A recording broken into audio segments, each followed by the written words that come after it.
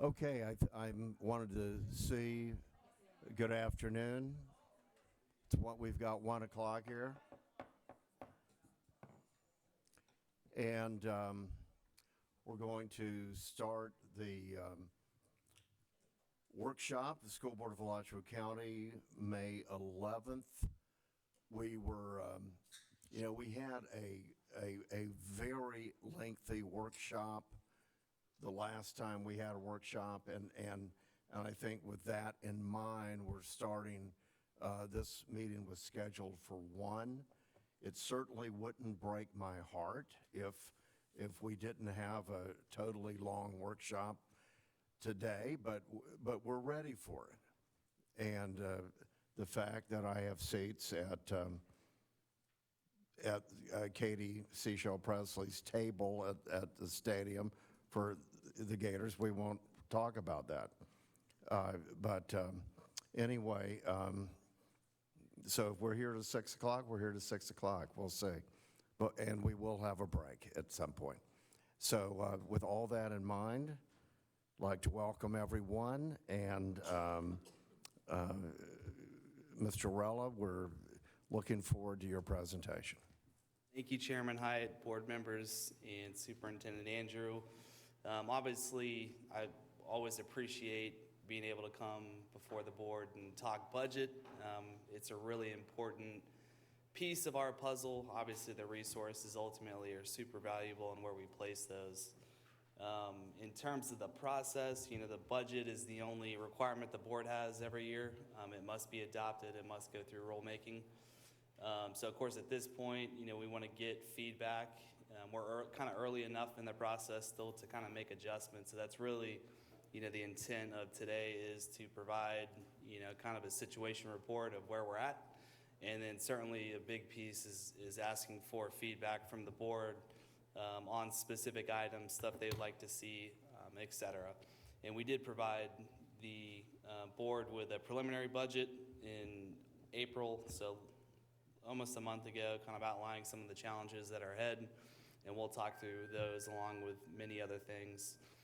At this point, we're really working heavily on staff. A lot of the smaller pieces of the budget have been kind of squared away, but my staff's been working this week on the staffing piece, which of course is 80% of our general fund budget, and those conversations continue. In terms of the agenda, I do apologize for the length of this presentation. We have not had a budget workshop. We've talked about a lot of different pieces of the budget, but focus has been elsewhere. But there is a lot of content we have to cover today, so I'll try to be as concise as possible. So in terms of the agenda, FTE, we always kind of cover that first. It's really important. We are going to talk about the Family Empowerment Scholarships, legislative update now that the session's wrapped, the Florida Education Finance Program. We'll talk a little bit about the general fund staffing, and then the required staffing costs that come along with employment, such as retirement, health insurance, and then we have had some program changes to the Department of Juvenile Justice. We're going to talk a little bit about federal programs, and then potential innovative learning pilot.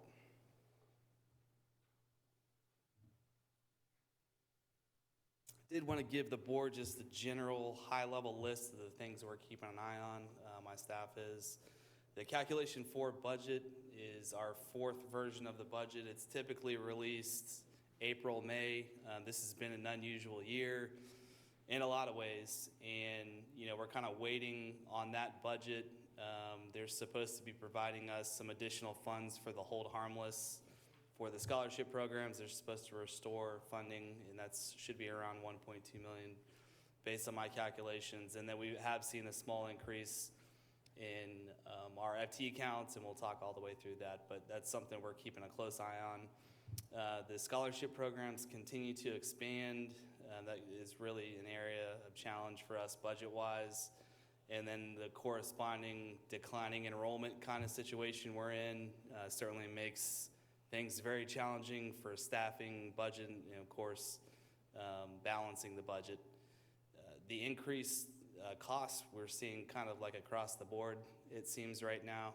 Fuel costs have gone up. Anyone that drives knows that.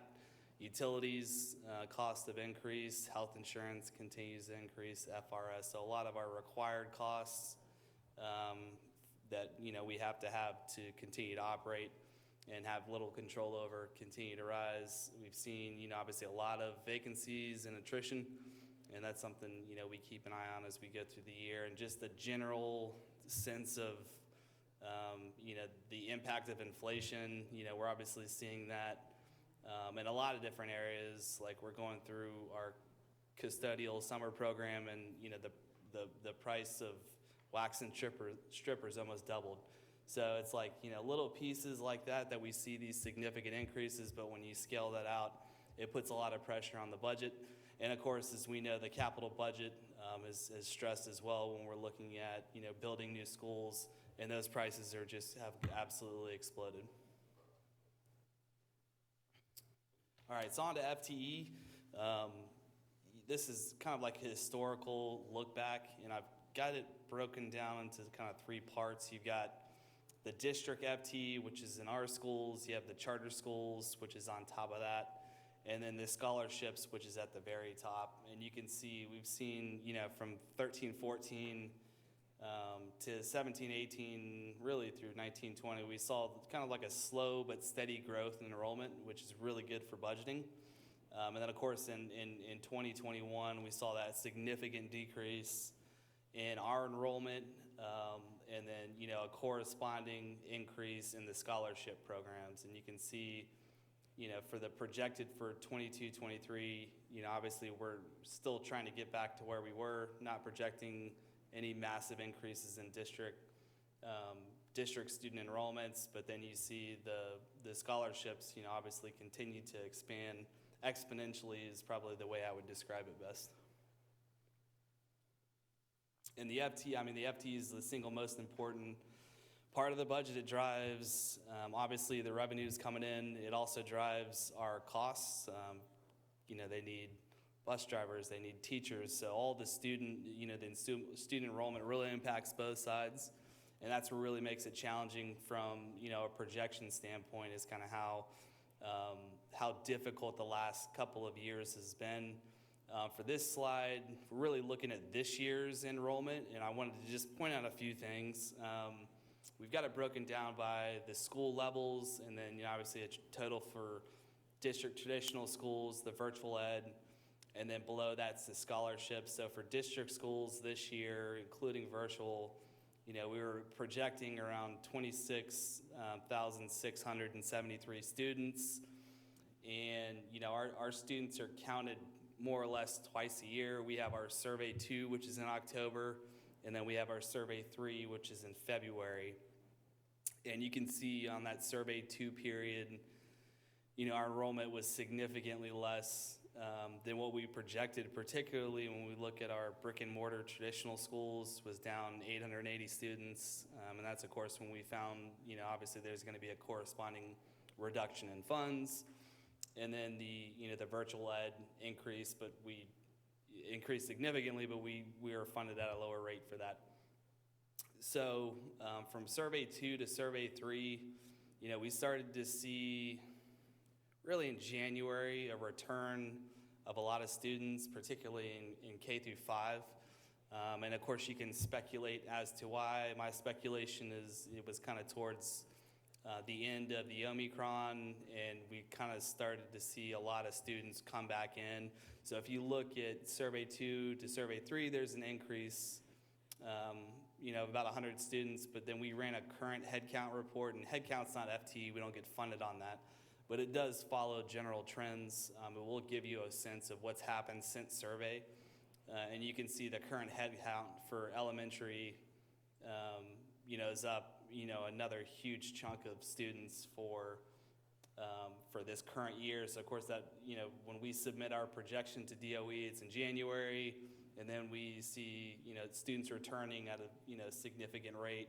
It certainly makes things kind of challenging to project FTE when the circumstances change constantly. But you can see it based of the current headcount that we're seeing right now. We're still, 660 students below what we projected for district traditional.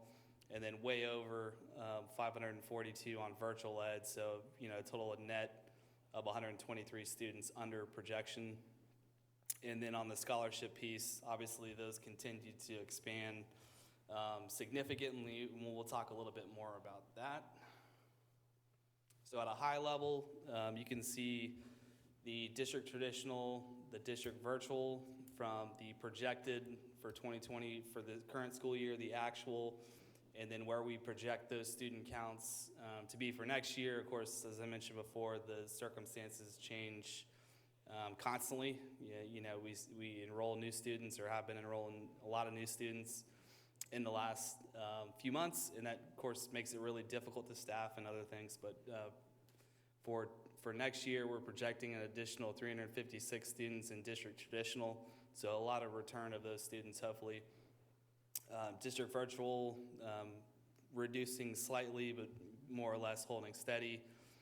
The district charter schools, we did project to increase. We had a new charter school Constellation that was supposed to open next year. I've just learned that they're not opening potentially next year, so we'll have to make some adjustments to what we're doing budget-wise. So that, when the increase for charters was really due to their enrollment. The charter enrollment's very, very steady, typically, so that I expect the charter schools to more or less remain the same. And then, of course, additional scholarship programs, students, 540 for next year.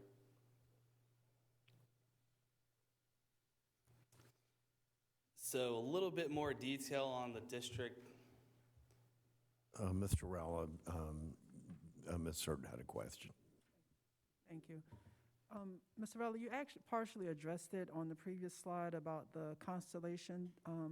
That was going to be my question. I was wondering if you were predicting the district virtual increasing because of Constellation. So now that you figure, you've learned that they're not opening in August of 22, where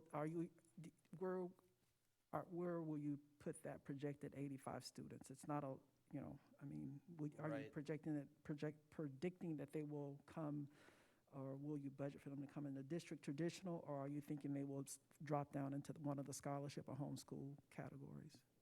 So that's a great question. Of course, it's really difficult to know where every student's coming from. I anticipate a lot of those students probably returning to either a charter school or returning to a district school. But of course, there's a certain percentage that could be certainly going from private. So that'll certainly be a judgment call, and trying to figure out in terms of that 100 students, where they could potentially go. I think a lot of them might be going from maybe pulling from Montessori, a private Montessori school. But usually we kind of sit down and look at the students and just kind of come up with some kind of a percentage basis to allocate those back. But I think a good portion of them hopefully return to the district schools. I was asking because I remember last year about this time we were going through that. I was asking questions about our enrollment and the numbers that we had then. I felt we were a little bit too aggressive with our district enrollment, so it's just wondering. So I guess it's good that Constellation isn't open in August of 22. We just got to figure out where those students will slot out so that you can plan for them financially. Yep. Yep. So the non-traditional enrollment, which is what I kind of call our scholarship and homeschool students, but essentially anyone that's not in a traditional either charter or district school, you can see is just like a 4-year look back in terms of what we've seen.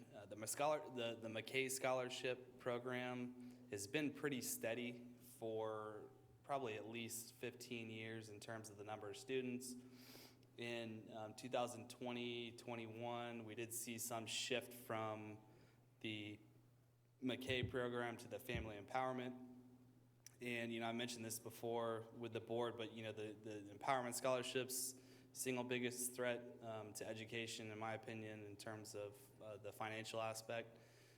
Parents have a lot of choices, and, I think we're going to have to change our mindset in a lot of ways if we're going to be competitive. But when you look at those, scholarship increases, 157, 339, 1264, and then projecting over 2,000 next year, some of those students are leaving district schools. Some of those students are already in private schools. Some of them are homeschool. So, we're adding a lot of additional students overall to the Florida tax roll, for lack of a better term. So, that kind of creates a situation where it's kind of diluting a little bit. When you add additional students, every student gets a little bit less when you have increases. So, created some really unique circumstances for us, and they are or did roll in the McKay scholarships into the family empowerment. So it's just one big scholarship program, which includes the traditional family empowerment, the McKay, and the Gardner scholarship.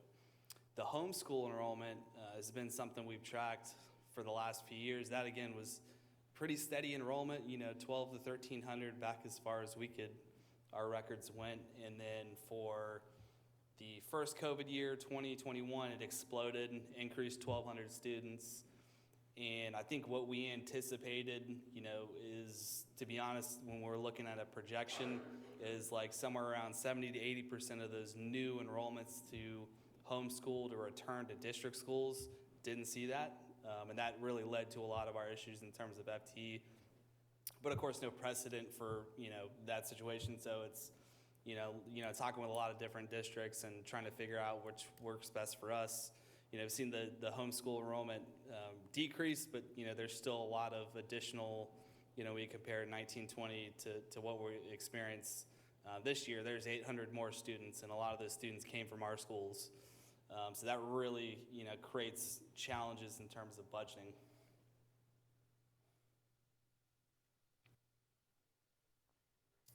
I did want to look a little bit more at the scholarship program and a little bit of how, kind of how the nuts and bolts work.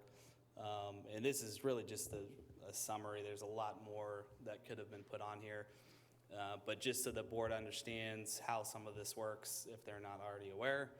The Family Empowerment Scholarships, they're based on the conference report. So when we exit budget conference, which happened in March, those scholarship amounts are determined based on the grade level. So you've got K through 3, 4 through 8, and 9 through 12, and those are weighted different based on the cost of delivering the educational experience to those students. And it's based on the base student funding, and then they get their share on a per student basis of all the categoricals, with the exception of the ESE guarantee. So they're receiving safe school funds, teacher salary increase, transportation, class size, a lot of stuff that they're not necessarily subject to in terms of compliance. The safe schools is a good example of that. They do not have to have a resource officer. Class size reduction does not apply to scholarship to private schools. Yes. And also transportation, which we had a lot of discussions with DOE staff this year because they're receiving the transportation funding, which is coming out of our pot of money, but there was no mechanism for us to report the FTE up to the state so we could be reimbursed. So, a lot of this stuff, it's relatively new legislation, and there was some, decisions that were made, and I don't think, necessarily at the legislative level they understood completely how to implement it with fidelity. So some of the stuff is still kind of being worked on. I know there's a lot of discussion in the legislative session about that and about the categorical piece. The scholarship programs are also not subject to proration of funds. So as our, if the overall number of students statewide goes above projection, they just give every student a little bit less. It's called a proration of funds. Once legislative session ends, scholarships amounts are fixed, and those are just distributed quarterly to parents, and there is no adjustment to them. And then, of course, as we know, they can be used for private and homeschooling. I was kind of surprised when I looked at some of our numbers, and there's over 400 students that are homeschooled that receive scholarships, and I thought that was interesting, so I wanted to share that with the board. But in terms of the funding, you can see the scholarship amounts that are fixed, and then the district amounts. And on the right is kind of the difference. As you can see, the scholarship, the district student amount, that's based on Calc 3. So the most current information we have, and you can see, for some of these levels, like 4 through 8, the scholarship families receive $300 more than the district does, and $286 at the secondary level. So I just wanted to point out, some of this information. Again, I think it's the most important thing happening to public education right now. So if there's any questions on that, please. Mr. Terrell, I had on the additional scholarship funding, and maybe I missed something here, but could you explain to the best of your understanding what's the purpose of that? Why is the state giving extra funding? I'm not sure. I certainly can't speak for them. I think to be fair, those amounts should be adjusted just like our student amounts are adjusted. In terms of the intent, Okay, I'm not going to touch. okay. Yeah. I thought I might have been missing something here, that there might be some glaring reason or need, and maybe we can ask someone from the DOE about that. Here's the deal. It's really nice to know exactly what you're going to get for your student for the year. And I would love to have that luxury. And I guess from the family's perspective, as they're applying for the scholarships, it is nice to have that number fixed and you get a check and you know what it is. Of course, we would love that too, because it's really challenging to balance, a $470 million budget when your student counts have so much impacts on you, and the proration of funds and all the stuff, the reductions that we see makes it challenging. Thank you. Ms. Surden. Mr. Bell, I just want to make sure I understand. That amount that's in the additional scholarship funding column, is that the portion in the bullet point that you have over here that you said it includes the FTE share categoricals such as safe schools, TSA, transportation? Is that what that amount represents? It's really just the difference between what the district receives versus the scholarship. So that's just the additional that they're getting over and above our students, and it's going to be a mixture of FEFP funds from a bunch of different sources, including the categoricals that you mentioned. Okay, so we're not giving the scholarship funding funded students an additional amount for transportation and TSA and the categoricals. That pretty much, this column here is kind of seen as covering those things. Is that what you're saying? It's covering those and then any other adjustments. So it's not just one specific thing. It's the result of theirs being kind of fixed, and then we see really a reduction in our per student funding when we get Calcs 3 and 4, but they're not subject to those. So that kind of theirs stays the same, ours goes down, which the net result of which is, they're funded at a higher level than our traditional schools students are, albeit not with the same restrictions that we have. Right. And what's the reasoning behind the homeschoolers getting the payment for?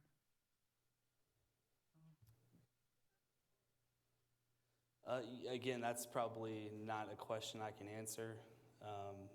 We do have a lot of homeschool students. Those students do require funds to educate. It's different, but they obviously don't have the class size requirements because it's usually one student in a home. But yeah, I wouldn't be able to answer that. Okay, thank you. So looking a little bit more at some of the legislative changes, and there was a lot of stuff in statutory changes in the General Appropriation Act and others, the Don't Say Gay, Parental Bill of Rights. I'm not covering any of that stuff. This is really just specifically for budget-related items. And there's 4 of the larger, there's more, but these are the 4 kind of highlighted ones that I wanted to bring to the board. The school recognition program, which was not appropriated, I think 3 years ago, they're bringing that back, and that's for schools that receive an A grade or increased a letter grade during the previous school year. And historically, that allocation's been around $100 million, so they increased that up to 200, and of course, are excluding the Dirty Dozen, which is the folks that had the mask mandates. Of course, we're one of those. So no school recognition funding for us for next year. The teacher's salary increase, they did make some beneficial changes to that program. In the last 2 years of implementation, we had to use 80% of our allocation to increase the minimum teacher pay to $47.5 or the max amount achievable. And that really has wreaked havoc a little bit on our salary schedule. It's kind of required us to compress to be compliant with the law. They increased that threshold or decreased that threshold to 50%. So that's going to allow us to put a little bit more of those funds into the upper end of the salary schedule for our veteran teachers, which of course is welcome news. And they also did provide pretty significant funding for that for this year, or for next year. The minimum wage is going to be really impactful in terms of budget, but we must be at $15 an hour for all school board employees on October 1st. And Superintendent Andrew will have to sign an attestation that says we are compliant. And there's also some language in the General Appropriation Act that makes it really easy for people to sue us if we are not compliant. So we've already begun that work. We've worked with the ACA and gone through a bunch of different models, and we'll begin to negotiate that. Mr. Rella, Dr. McNeely had a comment or a question.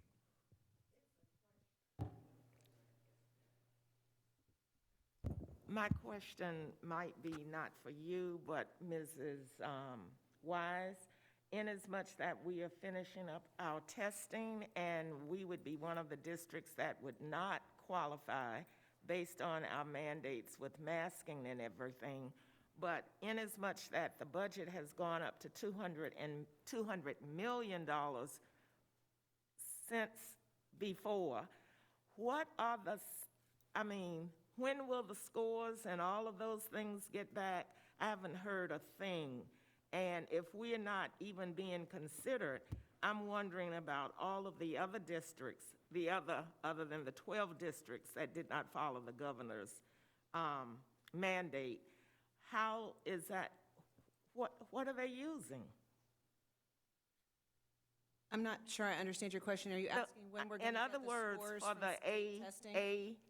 when districts are given the A status, Yes, ma'am. and based on our scores and everything, and although we are not in the running, I'm just saying, when will those scores and everything I have not heard. So the accountability, the individual student scores come first. Third grade comes before everything else. Then our 4th through 10 come usually in mid-July, early to mid-July. And schools will receive school grades and districts will receive a district grade. We're just not going to be eligible for school recognition money under this legislation. But the reporting should all happen on the same timeline as all the other districts. Okay, I know school is going to be out in maybe another, 2 weeks, maybe? After this week, yes, ma'am. So how will you know even for your third grade situation with clustering or every school this summer? Yes, What? ma'am. Every elementary school will have extended school year, and we'll invite many students, not just those students who we fear may need another concordant score to be promoted to 4th grade. So we're going to be inviting lots of students to accelerate learning this summer. There will be ESY at every single elementary school. Okay, thank you. And I would imagine that those letters will be going out by next week? Or maybe they already have. I can check with Mr. Berry. I just hadn't heard anything. Okay, Yes, thank ma'am. you. All right, I did want to provide the board with a really, really high-level summary of the legislative budget. The biggie for this year, or for next year, sorry, is the increase of the base student allocation. The last bullet on the previous slide, I think class size reduction, you didn't hit that bullet there. Oh, sorry, I did miss that. Yeah, so the class size reduction, they've made some slight decreases to that categorical. The discussion, I think, with legislative staff was, with increased virtual options, perhaps, the cost of maintaining those class sizes has gone down. At least that's the impression that I got. So some decreases on the per student basis for the class size reduction were implemented for next year. So at a very high level, for the state, like across the board for K-12 ed, the big one is the base student allocation. That's increasing $214. And that's really kind of like the discretionary funds that we have available. That's the largest increase that I think we've had in a long, long time. So that's certainly welcome. Of course, it comes with a lot of additional required costs, and we'll talk through those in a minute. The digital classrooms allocation was not appropriated. For us, that's a little over $100,000, so not a huge hit to the budget, but it was not appropriated. The class size reduction, as we mentioned, decrease 58 million statewide. You can obviously tell a lot from, in terms of priorities based on where they put their money. Of course, mental health continues to be a priority for us, of course, as well as the legislature. So they've line itemed an additional 20 million for that purpose. The reading categorical program, an additional 40 million statewide. We already talked through the school recognition program.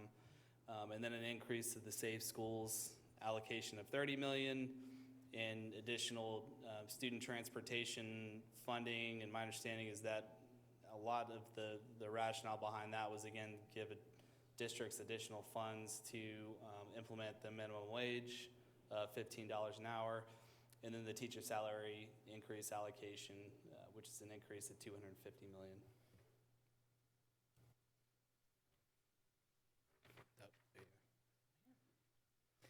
So as Mr. Rellis said, there's been lots of legislative updates and changes for us, and one of the most impactful as it relates to the reading categorical funds is that it will no longer be required for the lowest 300 performing elementary schools to have an additional hour of instruction, which is something that we've done for quite some time, although I will say we haven't seen many changes in how many schools we've had on the list, a slight reduction, but this year we still have 6. I'm not sure they will even continue to report that. So our division is reviewing and working with our schools and our other departments on utilizing those reading categorical funds in such a way that we are impacting all students who are rating below grade level. As Mr. Rella spoke about, really competing for students is becoming more and more important, and I think providing the best product, which is students reading on grade level, is the best way for us to compete.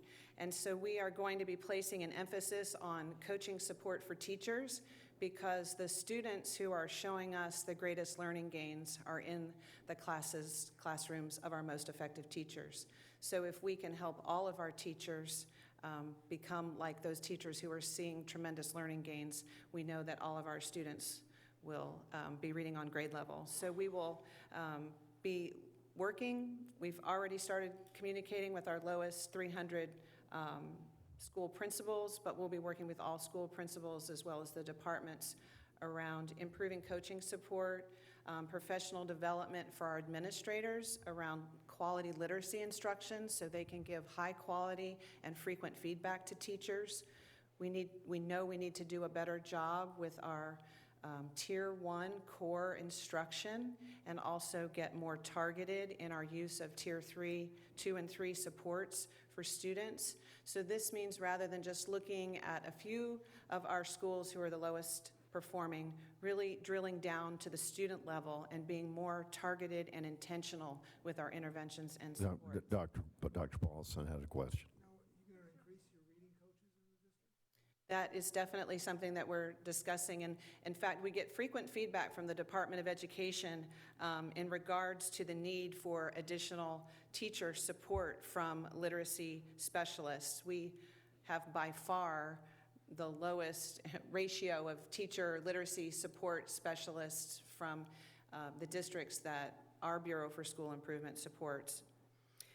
There's also some complications. There's certainly benefits to an extended learning day for some of our students and some of our teachers, but there's also some barriers and some things that are difficult. As the year wears on, it's like our teachers in secondary who teach 6/5. It's exhausting to have a longer day, and it becomes more difficult as the year wears on to have our teachers willing to participate in extended learning outside of the school day or additional professional development and lesson planning.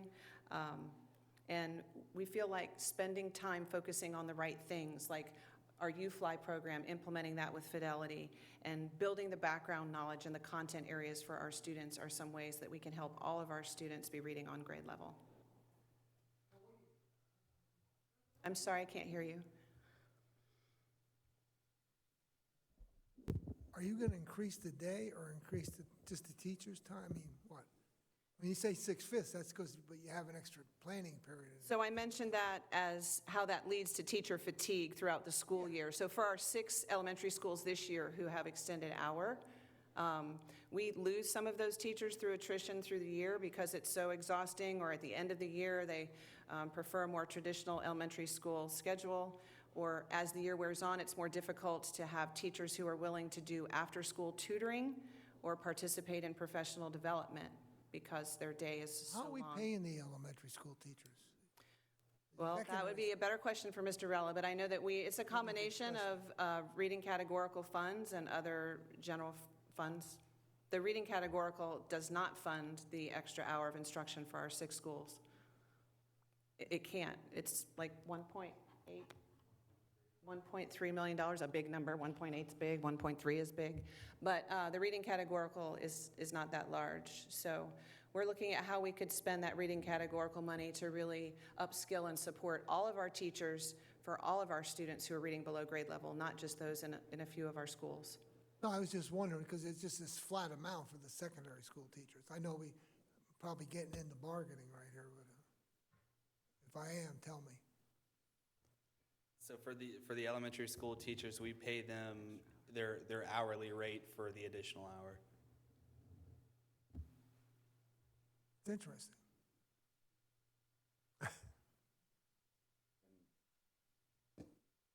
Could I clarify that we're talking, there is no longer state funding specifically for extended day, or it's just not required? So the reading categorical money is to support literacy, and there are rules around how you can spend that money. Like if you put personnel on it, they have to be reading endorsed or certified. It wasn't specifically to fund the extra hour of instruction, although a portion of it went to that, but we didn't receive enough to pay for what was previously required, an extra hour of instruction. And actually, even in the last year or two, that extra hour didn't have to extend the student day as it did many years ago. It could happen within the student day, but for us, we have been extending the student day for many years. Well, yes, I retired in 2011, and we were extending the student day prior to that by a couple of years. So yeah, it's been a long time. So, but I really, Doing something different. I really like the idea. One is that we're looking at kids at all schools and saying, and specifically individual student targeting of, and there's certainly no problem in, let's see if we can use this funding and make it more effective. And so this sounds very encouraging to me. So. And we could certainly still extend the school day for students who need extended learning opportunities, but we don't have to just do it in 6 schools to everybody in the same way as we've been doing it. Okay. We can address student needs across the district. Thank you.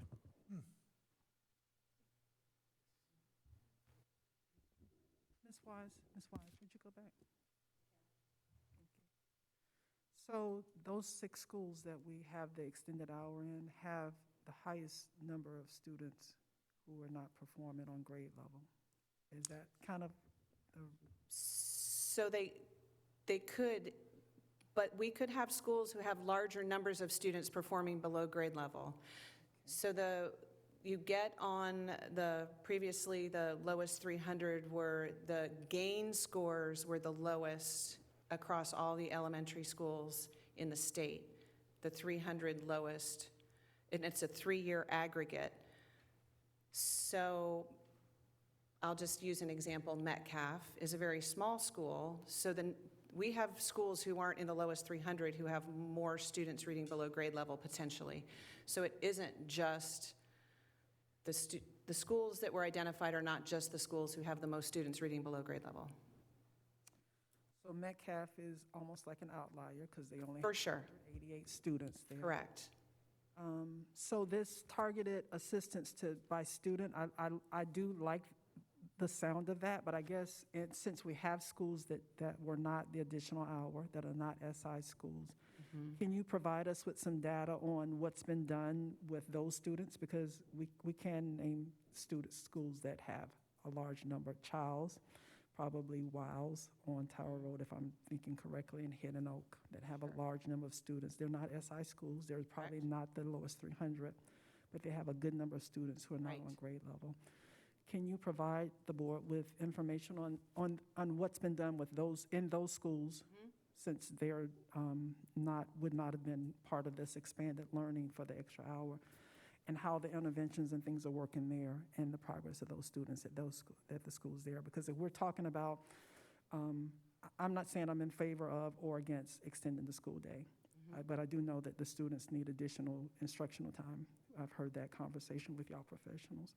But if we're talking about rolling that back now for going towards the things that you suggested, the additional professional development and U-Fly and all of that stuff, is that being done in the schools that don't have the extra hour, and what's the outcomes for those students? Do you all have you all looked at that?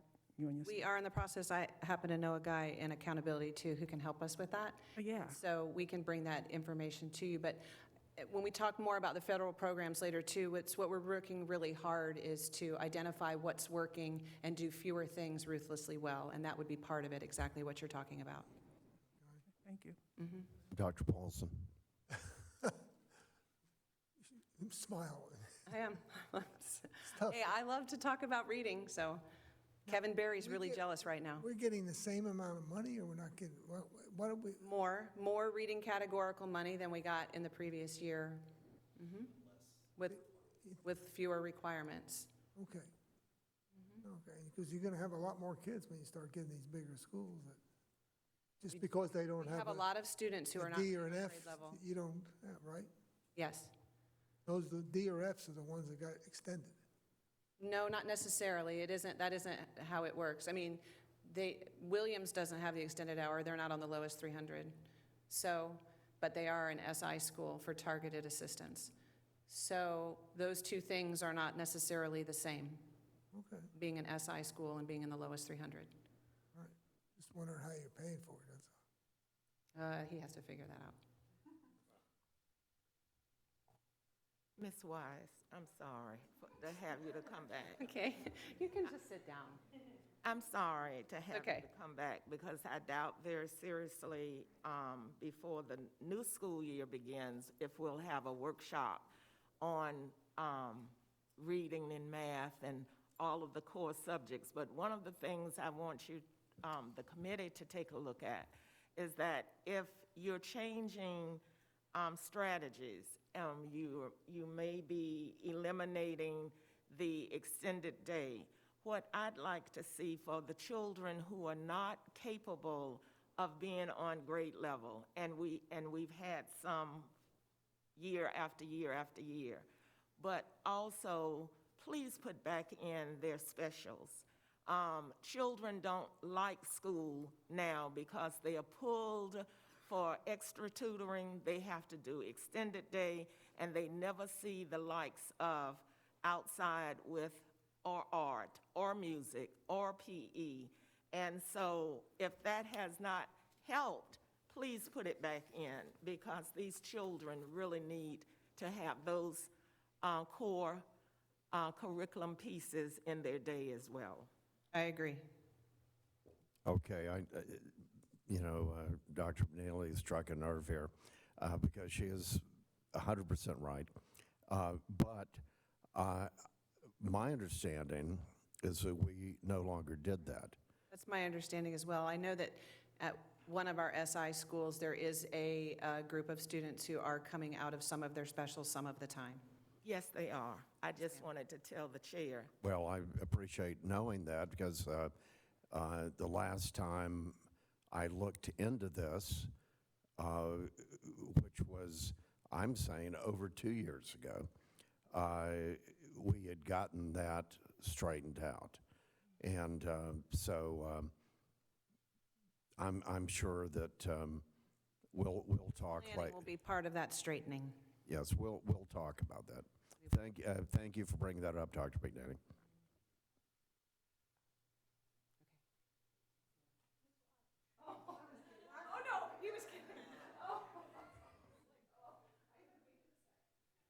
Thank you, Ms. Wise.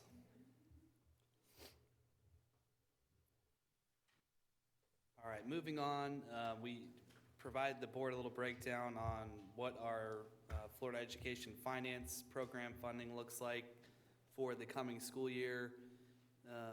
And it's important to mention, What page is that?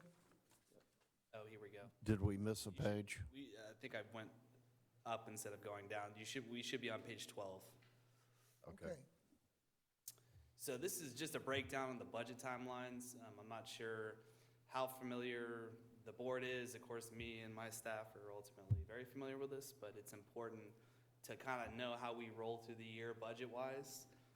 We have the conference report, which we just received, which is the result of the budget conference as legislature wraps up session. And that's March or April, May, depending on the year. The Calc 2 budget, again, is based on projected FTE, and once the property tax appraiser's offices around the state certify their tax roll, which has to be done on July 1st, the DOE releases the Calculation 2 budget, and it has to be done per statute by July 19th. And then for this year, we'll have a workshop 2 days later after that, or a special board meeting 2 days after that to approve the budget for advertising. The Calculation 3 budget is based on the October FTE survey and is released in January, and the Calculation 4 budget is based on both February and October surveys and is released in May. And I did just provide a general timeline on what this might look like for the coming year, and then we actually have a final calculation which incorporates all surveys. They make audited adjustments and different things, and that's released in the fall of the next year. So it's really, a year and a half kind of process. But I wanted to show the board the enrollment used and the general timelines because that's important. We don't generally know what our FTE is doing in a real accurate way until October survey. And at that point, if it's January, we're kind of behind the eight ball budget-wise, and that's what we experienced, of course, this year. So a summary of the conference report from the Department of Ed. And what we've done here is compare Calculation 2 for the current year. So this would have been the budget version that we used to develop the budget in July of 2021, so our current budget year. And it's important, the timelines in which you compare things, particularly with the budget. So this is, more or less a like for like. This is a very similar time frame as the conference report that we're looking at now. And you can see the increase in the BSA, $214, which we mentioned, slight adjustment to the district cost differential adjustments for, additional unweighted and weighted funding, which again, driven in large part by scholarship counts, gives us a total increase in student-based funding of $11.9 million. And those base student funds, again, are the discretionary funds we have available to address needs, of course, and we have a lot of those as we speak. Looking also at the categoricals, you can see, as we mentioned, all those additional state legislative priorities. You can kind of see how those trickle down. And, additional funds for safe schools, mental health, reading, those are the ones we covered in the previous slides. And then adjustments for all the different, the SAI, instructional materials, the ESE guarantee, teacher salary increase allocation, we talked about that one a little bit, $2.4 million for, all the students for empowerment, district schools, and DJJ charter. And then the increase in the transportation funding of $677,000 and adjustments to class size. So total on those kind of categorical programs is $6.6 million. And then looking at it at a very high level again, total additional state funds for next year 14 million, and then, we have seen pretty significant increase in our property tax roll. I think it was up 8% last year, which is historically really, really high. Helps us with our millage rates, particularly the discretionary and the 1 mil. So, total potential additional funds, and of course, subject to counting the students, 18.1 million. Unfortunately, the scholarship deductions are estimated to go up from 3.6, which is the estimate for this year, to 18.2 million. So when you pull those scholarship deductions out, the net potential funds in this scenario is 4.7 million, with a ton of additional requirements that kind of come along with the budget. So a lot to work on, and the per student funding, $376 per student.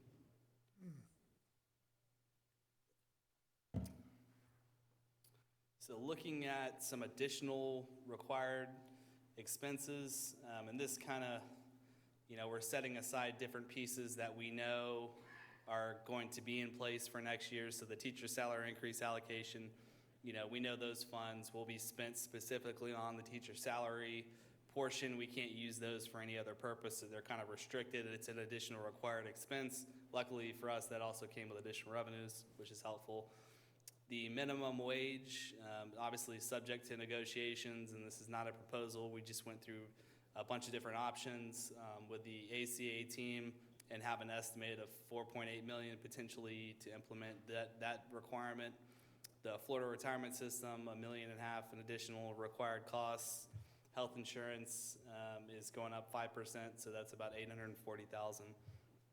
There are additional required costs that relate to this year's budget, so anything that kind of happened budget-wise on a reoccurring basis that happened after the board approved the budget, those are reoccurring expenses that weren't necessarily incorporated. Obviously, the salary package, the reoccurring portion of that is going to be a required cost going forward.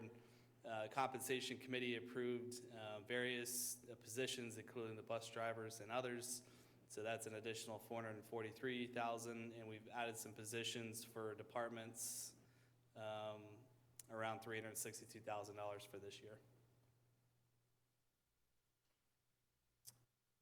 We have seen a reduction in, based on the student enrollment reduction, there's a proportionate reduction in the school staffing, since it's kind of ratio based. So, we've done, the staffing plan has been developed and implemented, and there was a net reduction in teachers since there's a net reduction in students. And there's also, some departmental positions that were given back to help balance the budget. So the total net reduction in that is 3.4. Some required categorical spend, $936,000. Our property casualty insurance has gone up significantly. We're also in the process of negotiating a cyber policy, which is going to be expensive. So this, at this point, I think our property casualty is up $650,000, and we're estimating the cyber policy to be around $200,000. So just specifically for that one thing is $850,000. Utility spend continues to increase. We're looking at additional $800,000 over budget for this year. Fuel costs, again, those have gone sky high, and we've kind of been monitoring those and making adjustments accordingly. And then finally, the charter schools will receive their portion of the funding increase. So did want to put that in there. That's an additional required cost that comes along with the funding. So additional costs of 11.3, almost 11.4 million for next year. Could you, Mr. Ella, elaborate a little bit on that charter pass-through funding? What that entail? What that includes? So as obviously the charter schools, they're funded more or less in the same way our district students are. So when the funding increases for our district students, it also increases for them. So the amount of money we pass through to charter schools increases as well. So it's kind of incorporated in our additional funding is the charter school portion. That's just me recognizing the fact that a good portion, almost, $900,000 of the additional funds we're receiving is going directly to charter schools. So it's not funds necessarily we have available to address any of the other additional costs.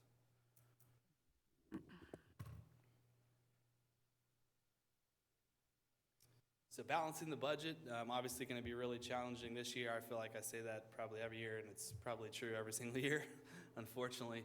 But a lot of challenges ahead. You got additional FEFP funds, 4.7. Have seen some additional revenues from the 1 mil and a couple other funding sources, over a little bit over $1 million. But when you kind of put in the additional required costs of 11.3, puts us at a funding deficit of 5.5 million. It's a big number. We're looking through, as I mentioned before, the staffing. A lot of this is estimates at this point, and we're kind of going through right now on finalizing the staffing and related staffing costs. So, within a couple of weeks, we should be able to bring something back to the board that's a little bit more finite. But this is based on the best information we have at this time, and then some potential solutions. And of course, this is not a comprehensive list. It's just a few things that we pulled together. We have a lot of departmental vacancies right now. Obviously, those carry a cost to the budget, and there's a possibility to reduce departmental staffing. Of course, that's any kind of reductions right now. Mr. Rello, Let him finish this. oh, I'm sorry. But after you're done with your thought, Dr. Paulson had something. Okay. And then, increase, we can cover the cost of maintenance operations, general fund operating costs out of the 1.5 mil. We currently transfer, I think it's around $6 million a year. It could potentially increase that. That's kind of, a little bit robbing Peter to pay Paul, because we need those funds desperately in capital as well. And then last but not least, utilizing the ESSER and ARP grant funds. And I did skip improve efficiency. We do not operate very efficiently, in my opinion. So, there's definitely opportunities for, the board to reduce costs by being more efficient. All right, Alex, Yes, sir. when I was reading this the other night, utilize their ESSER funds. That's what later on, I'm gonna mention that too. We utilize our ESSER funds to the best of our, we can't be just doing it for things that are nice to have. And that got my attention. And what I asked you, another thing I think people need to know, and I told you I was gonna say this, but our unrestricted reserve right now is 5.5. Now, Alex thinks we're gonna increase, but if we go to 5, you know what we have to do? We have to have a plan. And if we go to 3, the state makes us have a plan. And we went through this when remember the pandemic, people wanted to spend money and didn't think about the unrestricted reserve. We need to think about that. That's things like the ESSER money. And I'm gonna bring it up again, because we can't just be spending it for things that we haven't had to do in the past. So that got my attention. Ms. Surd. Thank you. Mr. Rella, you just mentioned improved efficiencies. Could you, we haven't been given any areas of concern. Can you share with us some areas that the board needs to look into to do that? Because I think that is important. So I think it would be best if we bring back some potential items we could look at, and after obviously having a chance to discuss those with Superintendent Andrew, and bring back some things that the board should or could be looking at. We've mentioned a few over the years, but would certainly be happy to bring back some suggestions. And of course, we want any suggestions the board has. Please, I would like that, as because I don't have anything in my notes as to that, but you could have said it and I just haven't recalled it, so that's one thing.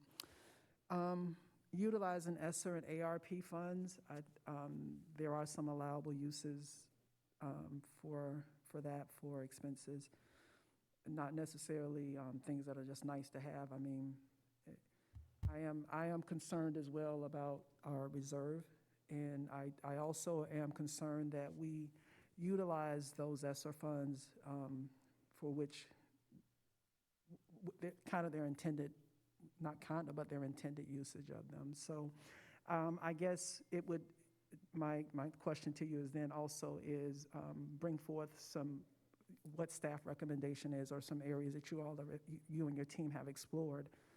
I mean, I have some ideas, but So thought you would elaborate a little bit more. I had that circled on the copy that I had, because if you, to ask about that. I didn't have a concern. I wanted Mr. Rella to, he has that bullet point there to utilize ESSER and ARP funds, but there's no suggestion or no guidance or anything shared as what staff's recommendation is. So I was asking if he would bring back or forward something, or share right now with us what staff, what they had in mind, or what they would bring to the board. So some of the discussions we've had on the ESSER funds, obviously, as we kind of close out the fiscal year, we do have a funding deficit for this year that has to be addressed. We're hoping, Calc 4 provides some relief, but the reality is we're probably going to have to utilize funds from ARP or ESSER round funds to kind of balance the budget for this year. And some of the things we've looked at is, we provided in the original grant, I think, some funds for outdoor classrooms, a lot of funds for HVAC replacement and HVAC related things. Those are some of the things that we've identified as, would be kind of like on the chopping block, for lack of a better term. But a lot of the stuff we're implementing right now with the high-dose tutoring, we're in the evaluation period at this point and working with Mr. Gilfillan and his team to identify what's been successful, what isn't, and looking at what we've spent versus what we estimated, and we're definitely getting ready to pivot on some of those strategies as we have a little bit more information to work with. So is the plan for staff, for you and the other departments to come back with some of the, after the data's been evaluated, to come back and give a report to us and share with us what's been effective, what has not been effective, recommendations and things of that nature? Absolutely. Yeah, we definitely, there's a more formal process with an amendment that the board would be involved with, but certainly would be happy to present some of those strategies, the effectiveness if we're going to change. Absolutely want to be transparent with that and get input from the board. Thank you. Chairman Hyatt, if I may. Sure. So yes, we're going to, as soon as we wrap up this school year, we're planning to pull together our team, and there is a process for amendments, and that's definitely what we're going to come forward with. Is if everybody doesn't recall, we were certainly under very tight time constraints to get something up to the DOE when we first submitted the initial plan. So certainly at the time we felt that we're going to have to revisit this, and it's going to be one of our focuses to do that.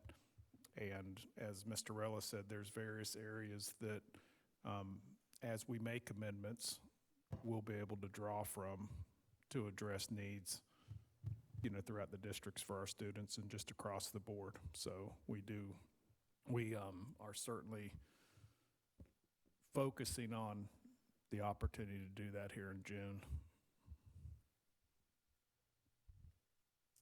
Thank you. All right, and then looking at the school-based staffing, as we know, the staffing for the schools is based on the statutory class size, which for elementary primary is 18 to 1, intermediate 22 to 1, middle 22 to 1, and of course high school 25 to 1.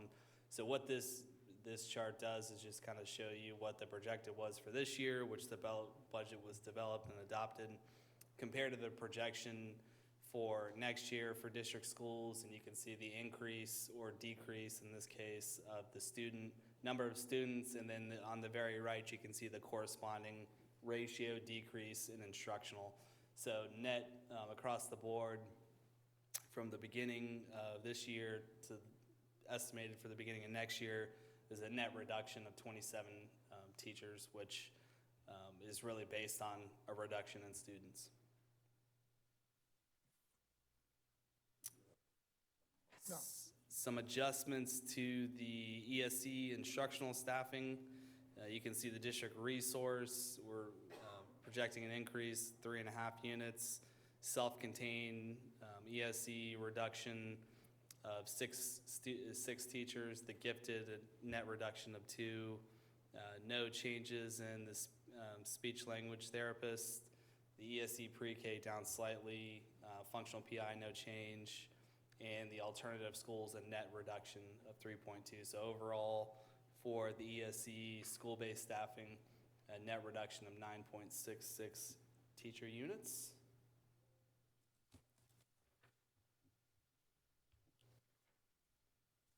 And again, we're continue to work through staffing.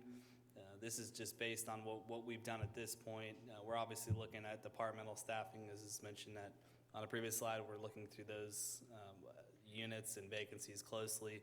But for the general fund instructional, mentioned down the ratio, down 27 teachers. And again, with the reduction in overall student population, there were small adjustments made to the art, PE, and music since we're down students in that area. So net reduction of 6 total for those 3, so 2 PE, 2 art, 2 music. Some other adjustments to various school instructional support of 0.5 units, ESC staffing reduction of 9.6. We've added 5 TSAs, as Ms. Wise mentioned, out of the additional RDG funds, and then the adjustments to the Camp Crystal TSAs, which we workshopped last month, an additional 2. So a net reduction of 35.39 instruction Ms. Certain? Mr. Rella or Ms. Wise, I'm not sure. I was looking at the school ratio staffing, and I see the reduction of 27 teachers. How does that impact the units that, normally there's an additional unit at the SI schools? Is that going to be the case going forward? So for these are this is all general fund staffing. The SI schools get layers of federal funds, so they'll get Title I for sure. In some instances, UNISIG. This is kind of like the base staffing, and then all the federal funds get layered on top. In addition to the UNISIG and Title I, you have TISA. I'm sure I'm missing a couple, but this is kind of just like the base staffing that's on the staffing plan that's approved by the board. Okay. All right. And I know their additional staffing normally comes out of their additional layers. So this is just general fund.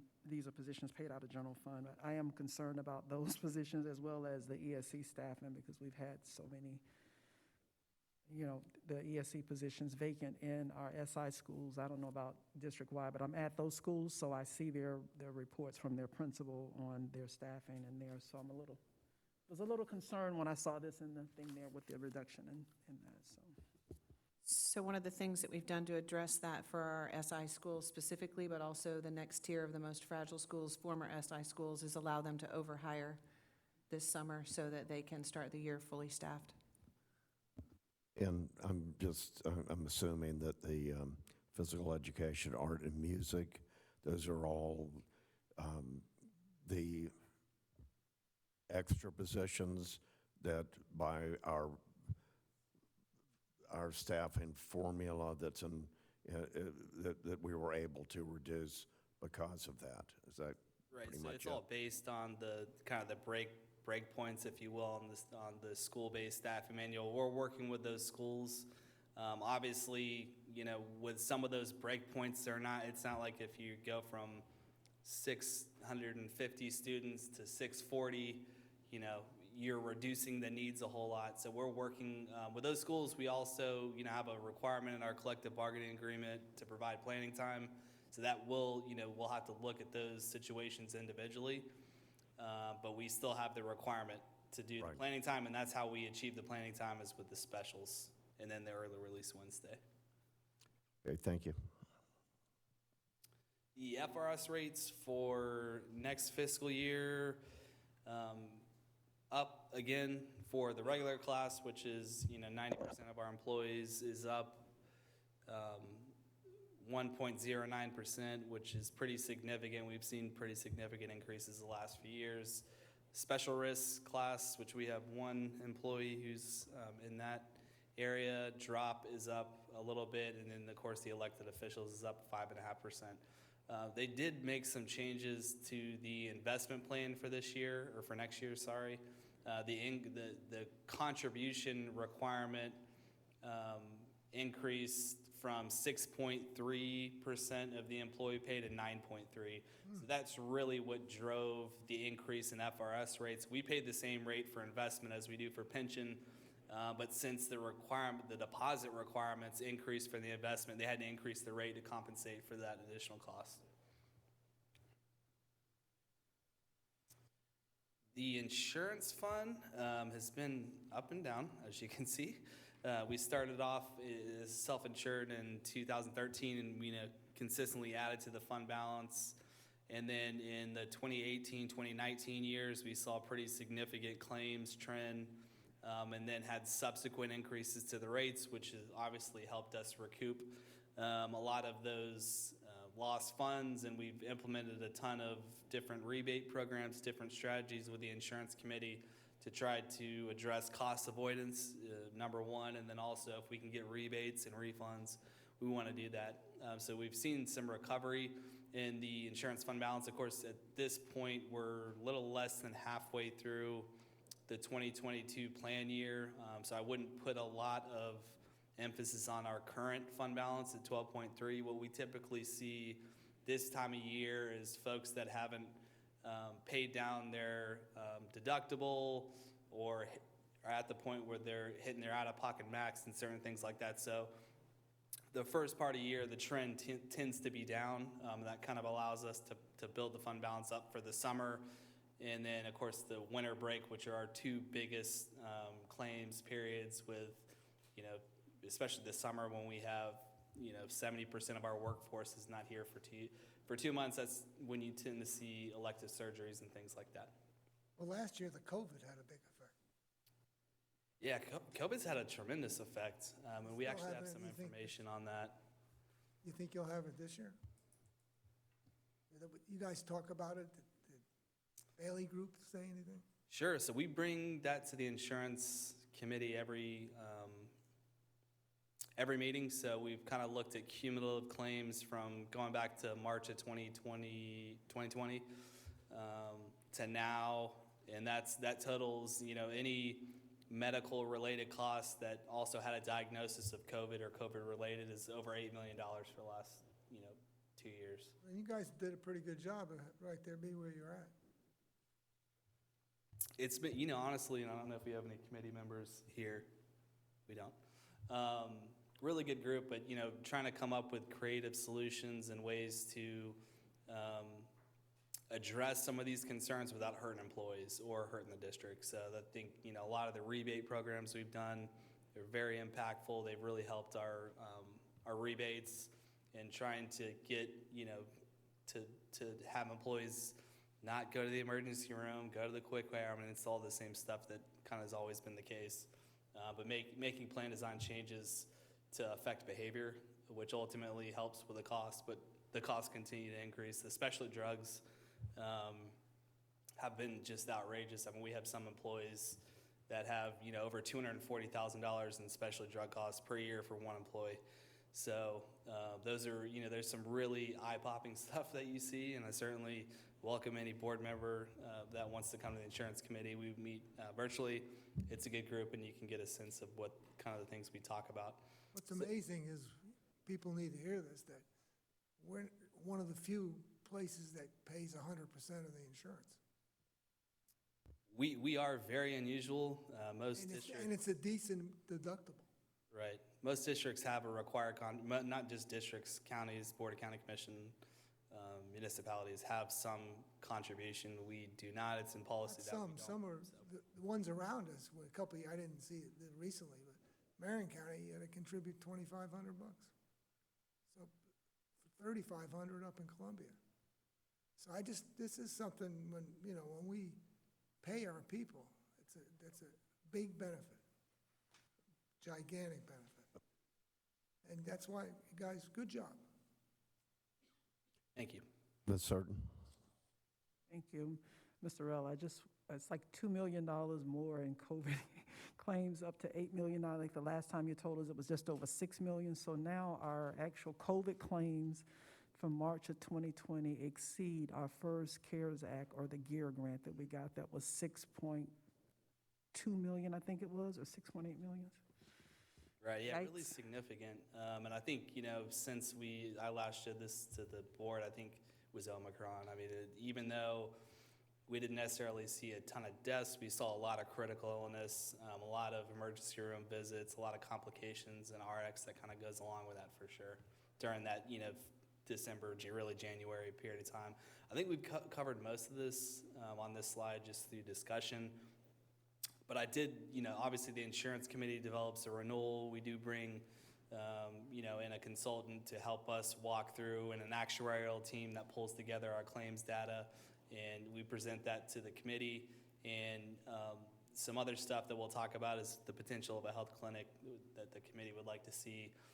But you can see this is the premium renewal, like a little historical from 2000 to 2012. The renewals were really, really big, which led us to be self-insured.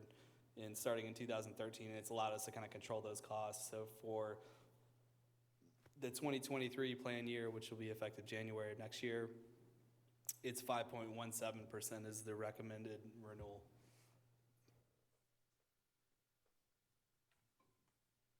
So on-site health clinics, this is something we've talked about a lot over the last couple years, and I just wanted to bring some information. And of course, these are not comprehensive lists by any means, but most self-insured programs have a health clinic of some sort. It allows you to really control costs, and it's really a big service to employees. So some of the highlights for those that haven't been a part of this discussion, essentially we would pay an organization or a company to operate the actual clinic itself. We're not in the health game, so we need doctors and nurses and folks like that. So they operate a health clinic wherever we kind of want it, and they run all the claims and do all of the visits. It's a zero cost per visit for employees, so it helps them budget-wise. They distribute generic drugs, so there's not an option for some of the name brand stuff, which helps control costs. The part that I like the most is a little bit more holistic approach to employee health. When you go to the doctor's office, first thing you're going to do is spend about 45 minutes in the waiting room, and then they're going to whisk you in, and you're going to spend about 5 minutes with the doctor, and then he's going to leave, or she's going to leave, and he's going to come back. But the actual interaction piece with the doctor is pretty limited because they're trying to process as many people as they possibly can through there, generally speaking. Of course, that's not everyone. But, health clinics, and specifically if we operated one, allows us to really sit down with the employees. It could be a 30-minute discussion. That's typically how it goes. They're going to talk a lot more than, the current situation or reason you went or coming to the doctor. Way more holistic, and there's a lot of different approaches to that. Obviously, we're not charging, charging overhead costs. We're not in it for profit. So overall, it's a lower cost of services. And then, we could focus a little bit more on disease management in terms of, diabetes and some of those drugs, and help us track our employees, make sure they're taking their meds. Because the maintenance medicines are important, especially if you get off them. That's when you have your claims, which can be really, really high. Some kind of extra benefits for the health clinic. Drug testing, the clinic could potentially handle our drug testing. The bus driver physicals, and then workers' compensation first reports could kind of go through there. We've been talking about it with the committee at least 3 to 4, actually probably 8 years. 10 years. Yeah, maybe like 8 to 10 years. So we're kind of at the point where I think we're ready based on the fund balance and kind of where we're at right now. I think we're ready to take the next step. And one thing we wanted to do today is get some feedback from the board. There's a lot of different ways to run a clinic.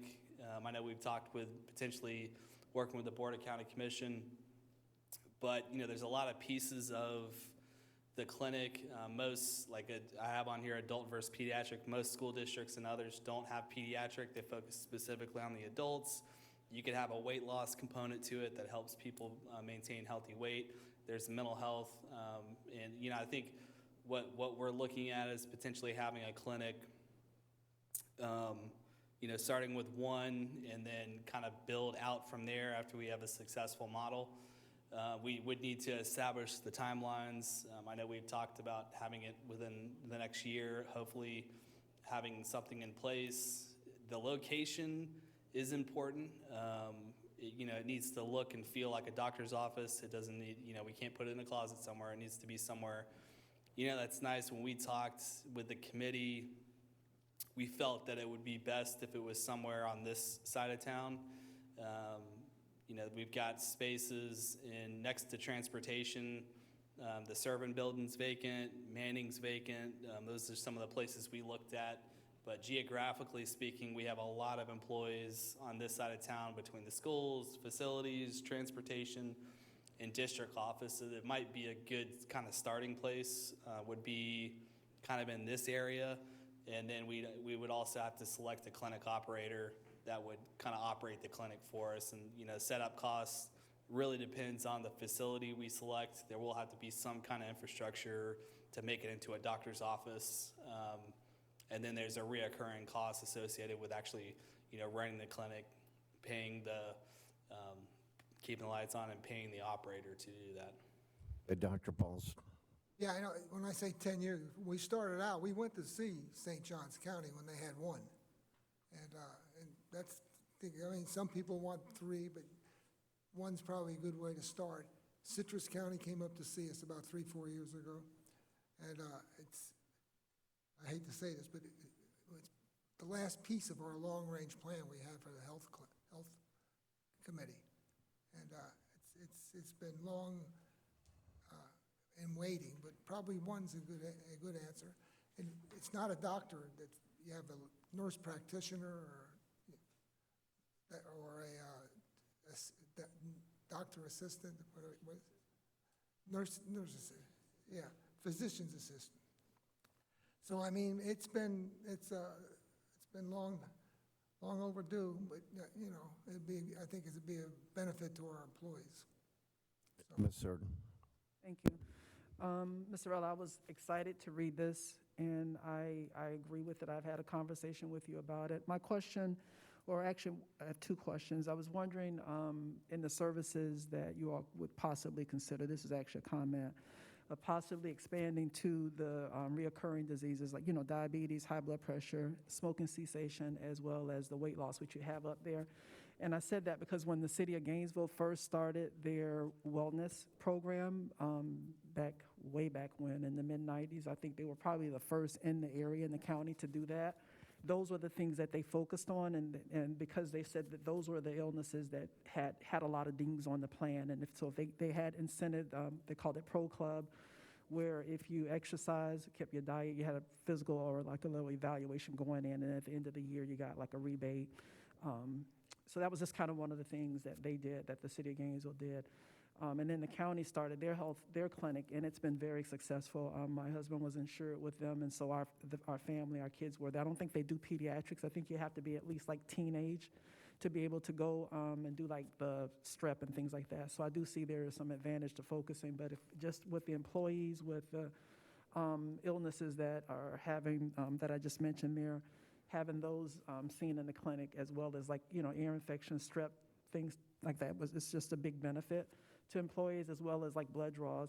But I was wondering, have you sat down with a rep from the city and the county, since they have successfully had clinics for a number of years, and they could possibly share some of their experiences to keep us from, some of the pitfalls they encountered early on, and we kind of learn from them how to go forward with this.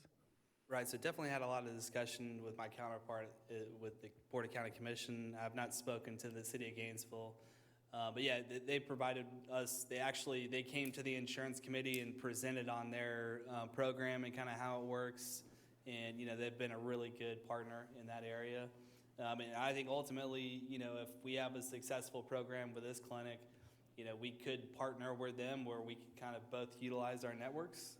I think their clinic is on Newberry. They don't have anything here, so that would actually, where their offices are, so that would be a good play. I just think kind of getting it started and getting established and kind of get those processes in place would be really good. I think ultimately it benefits employees the most.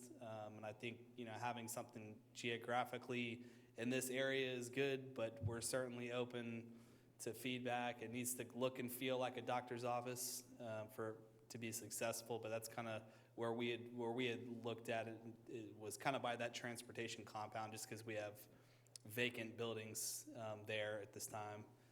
But we could certainly rent something. I mean, there's a lot of different options. Yeah, it's taken a long time to convince people to do it. So this is a good feeling. I mean, how many times we had people come and talk and to convince our people they've been on the committee? You know that? You've been on the committee for a while now, haven't you? About 8 years, I think. You know, well, you remember when we had a guy from Fisbit come up? Good. And how successful they were down in Citrus County? And people were scared. It was a scared thing. They were nervous about it, to say the least. But it's a good idea. It's long overdue. Ms. Sarton, I apologize. I thought you were done. Go ahead. I guess probably maybe surveying. I understand wanting to use existing facilities, but folks are really concerned about mixing their healthcare and their employer just out of privacy.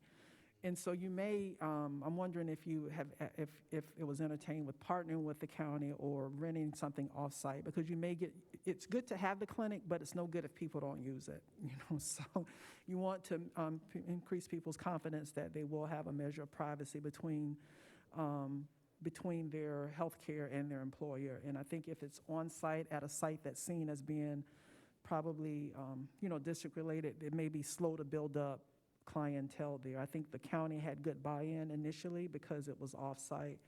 But one of the things with the city of Gainesville, they operate their own clinic. So they hired a nurse practitioner and they have someone there at the basement of City Hall, the old library. But that was one of the things that they had to overcome, the hump of people using the facility because of it being on-site and them just not feeling that it was, that they'd have that healthcare privacy. Yeah, that it was independent. That's actually a really good point, and we talked a little bit about that at the committee. But certainly, it doesn't have to be a district facility. Could be, something we could rent, purchase. I mean, there's a lot of different options there. But I think besides hearing stuff like that, like geographically, where does everyone? I mean, we'll bring something back. We wanted to get some feedback from the board on what they think, like location-wise, so we have kind of like hone in our search a little bit. And again, we just thought this side of town would be good because facilities is straight shot, transportation, there's a lot of our ancillary facilities are here. The old school board, what is that called? The Servin building? Basically, almost empty, right? It's not basically empty, it's definitely empty. But that'd be a great building. But again, that's kind of goes back to what Ms. Certain said, it's a district-owned facility. And it's the clinic's only going to be as successful as utilization. So you want to utilize. If it doesn't, it's just costing us a bunch of money. So that's when, the promotion and things like that become really important. And some people aren't going to use it, but I think, ultimately, if we can control costs, control disease costs, look at some of the disease management stuff, it'll be, a net gain for the district and the employees. And it's zero. I mean, they go in, zero cost for the employees, which is really good.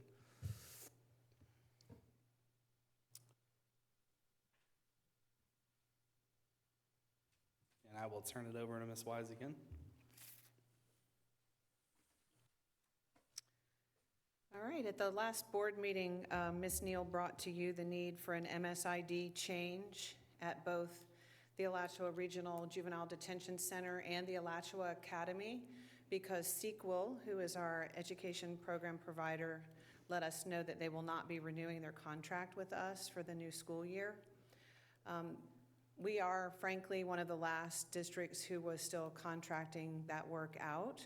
So beginning July 1st, we will be taking over the educational services at both of those facilities, which means that our teachers will be providing the instruction, utilizing our core and supplemental materials, which we hope will make more seamless the transition back into our schools for our students, or for the students in these facilities who reside in our district. So in order to do that, we will be looking to have one lead teacher and 4 classroom teachers, 1 in each of the core content areas. We would also have 2 paraprofessionals to support the students and also the teachers to help with that instruction, a small supply budget. The lead teacher would provide program oversight as well as being responsible for the daily operations. We have had some challenges with FTE reporting with our current provider and the difficulties they've had maintaining staff. So I think taking this over puts us in a good position to do a better job with that and maximize our funding. The paras will be funded out of Title I Part D, and our current contract with Sequel is an annual cost of almost $408,000. So the budget that Mr. Rella has put together for this is at just over $513,000. I had a question on our current provider. And are we in a situation where they're simply not getting the job done? Or if we suffered funding because of missteps on their part, and if so, what's our recourse? Or is that something we shouldn't be talking about? They've had staffing challenges, but I will also say FTE reporting is very difficult in this situation because it's just, especially at the Alachua Regional Juvenile Detention Center, they're in for a few days, a few more days, a lot of days. There's a lot of in and out, and they come in on weekends, and it's definitely challenging. I feel like we will be able to put systems in place to ensure that we do a better job with it. So I don't directly administer or supervise Sequel and the work that they're doing. I will say that I know that they've had staffing challenges, which has hurt us during those FTE audits because you have to be providing educational services to the students year-round. And so all of these employees, even the instructional positions, these will be year-round teachers at 250-day. Right. I think we're going to be in a lot better shape. It sounds to me like a major part of the contract would logically be keeping track of FTE, and if you're not doing that, maybe that's a good reason we're parting ways, but just asking, but, and no, I'm not asking for a friend, I'm asking for me. Okay. But Well, we're anyway. going to do a good job with it. Okay, thank you. That's certain. Ms. Wise, I did have a question. I guess the challenges that Sequel had in hiring staff, do we think we'll have the same challenges? I mean, because I think they have some that are like in the, what I'm going to, for lack of a better word, say like the incarcerated or behind bars type. And then I think they have the other one where it's kind of next door where it's not. Residential setting, yes, Yeah. ma'am? So, That's a great question. Well, we're going to pay a lot better than they do because they'll be on our salary schedule, our teachers. And so actually, there's a couple of the teachers who've been very reliable and successful Sequel teachers who can't wait until we advertise our positions because they would like to compete for them. But I'm also hopeful that there are teachers out there who either work for us or want to work for us, where this is a calling for them to work with this special population who sees students with promise that can get back on the right track. And we will be able to recruit and retain good teachers for this program as well. same pay scale as the classroom teacher? Exactly, except their year will be longer, so they'll make more money. I guess I'm asking because of what could be considered a more hazardous work environment. That's why I'm asking. It could be, the teachers are, another one of the challenges is that both of the facilities have also had staffing issues, and when they don't have the proper staff to provide that supervision and support for the classroom teachers, they would sometimes have to cancel the instruction as well, the facilities. So the teachers and the paraprofessionals are not alone with the students. There's also staff from the facilities, from the DJJ facilities, who help provide supervision and support. Thank you. Dr. Paulson? No, I'm sorry. Okay, go ahead. Thank you. So I'm also really excited today to talk to you a little bit about alignment and improvement in the way we're using our federal grant funds. In just a moment, I'm going to introduce you to our new Director of Grants, Acquisitions, and Special Projects, Dr. Julie Boker. It's been a fantastic hire from the University of Florida to join our team. With her help, in monthly meetings with all of our grant managers, we meet to discuss alignment, grant applications and amendment deadlines, potential new grants, the activities that our grants are supporting, program evaluation. That's something Mrs. Certain asked when we were talking about the reading categorical. What are we spending our money on? Do we know if it's working? Doing needs assessment and how to best utilize our roll forward funds. Now with the help of Dr. Boker, even though we have several different federal grant supervisors in different departments, whether that's in Title I or ESE and Student Services, Dr. Boker is providing an extra layer of oversight and review to all of those federal grant applications. It helps her get that big picture to know how to ensure that we aren't duplicating activities, or through the program evaluation piece, are we spending our money on things that are working? She can help identify gaps in the supports and the supplemental materials and services we're providing, and is actively going out there and competing for other grants to do that, with really a focus on reducing duplication and ensuring that we are meeting the needs of our students.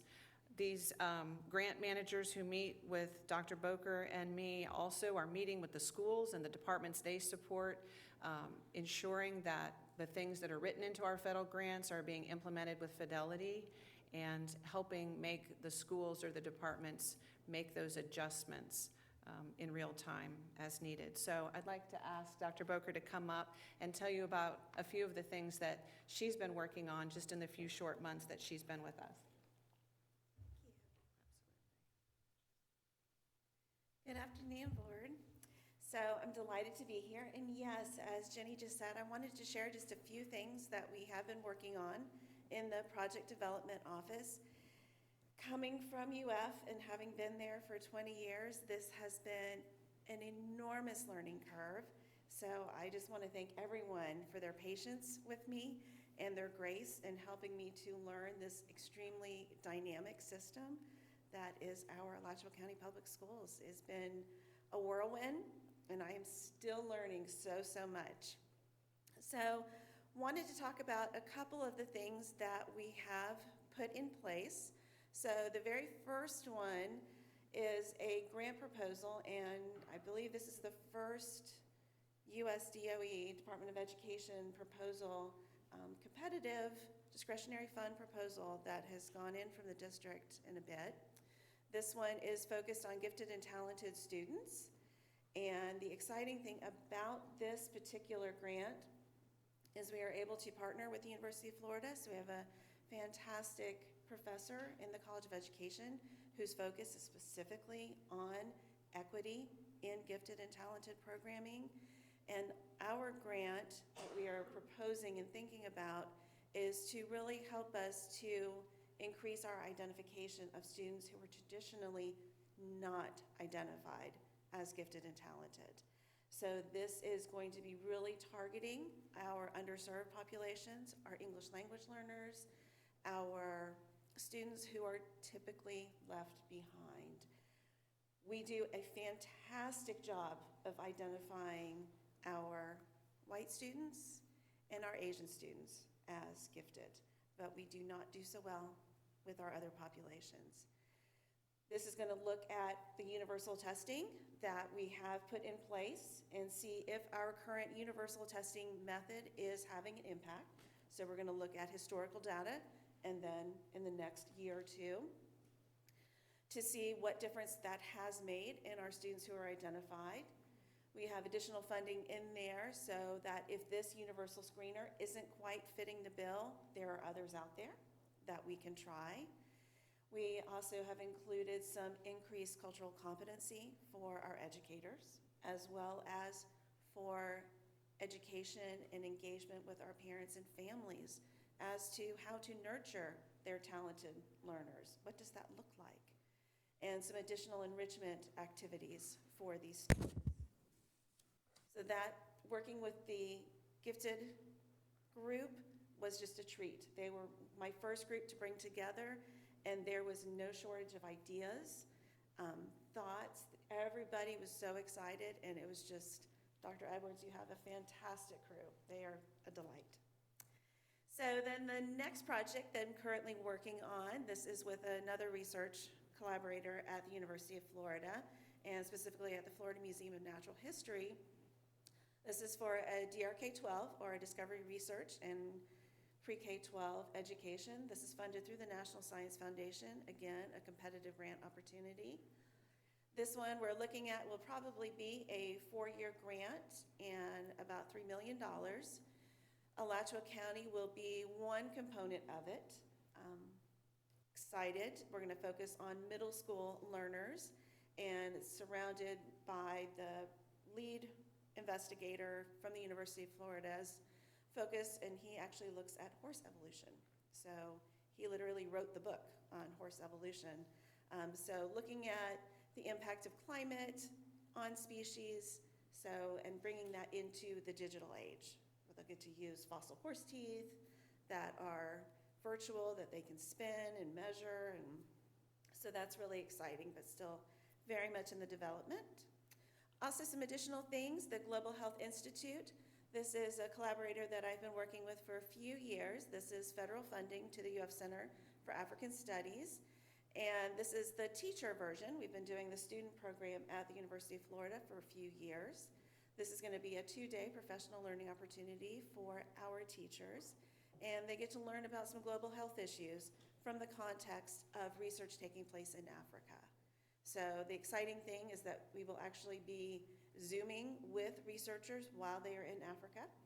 So they get that on the ground experience. And then, as Jenny referenced, kind of the opportunity to look at our current federal programs, so our current entitlement grants. And one of the first things that I kind of was tasked with was for our Title II, which is for professional development and for our principal development, as well as our Title IV, which is for student academic enrichment. Both of those now have an evaluation piece. So they have monthly monitoring, and then for the month of March, it's an evaluation. So I was tasked with kind of peeling back all the layers of the onion that are those 2 grants. They are very large grants, and found out some wonderful things. And one of the projects that I wanted to highlight was the Kids in the Woods. So this we fund through Title IV. We are only funding a little tiny part of it. We fund a 0.2 unit, FTE unit, for a teacher at Westwood Middle School. But the really exciting thing about this program that I think is wonderful is this addresses all 6th graders at Westwood Middle School. Every single one of them gets to experience this curriculum. Every single one of them gets to actually work with researchers from the University of Florida, from the Forestry Service, from the Gainesville community. They get to go out and actually study birds and look at different trees and try to identify different things. All the students do. And when Bishop was visiting the Westwood campus for their little stopover, the Bishop students also had the opportunity to experience this. So then the question is, was that disseminated and carried back to Bishop? So one of the teachers at Bishop did. So I got to talk with her and see examples of the student work. So we have an expansion of that program that happened very organically, and it is having an impact on those students. I'm very excited about that. We will be able to continue to fund that program, and additionally, as Ms. Wise mentioned, with some of our roll forward funds, we're able to expand it to the 7th and 8th grade at Westwood Middle School. We're going to be able to develop additional lessons for them. Some other quick examples of within our district collaboration. So I had the opportunity to be on a quick Zoom with some of our principals because we have some funding for our turnaround schools that has to be spent by July 31st, and we just found out about it. So we were frantically brainstorming with the principals, coming up with some fantastic ideas. So that was phenomenal. Ms. Simpson was also on the call with us, as was Ms. Fortner with Title I. So we're going to be able to put together a proposal, and hopefully, Mr. Andrew, that would be on your desk by Friday for signature. Also working with project development and data analytics. So I think Taylor was one of my very first friends here at the district, and we sat and chatted about different ways to collect data and how we can streamline that process as we look at all of our programming and really trying to tease out what are those pieces that we need to collect and looking at those a little more succinctly. Also with our ESOL and Title III. So our Title III funds our English language learners, but there is great opportunity to build that program even more.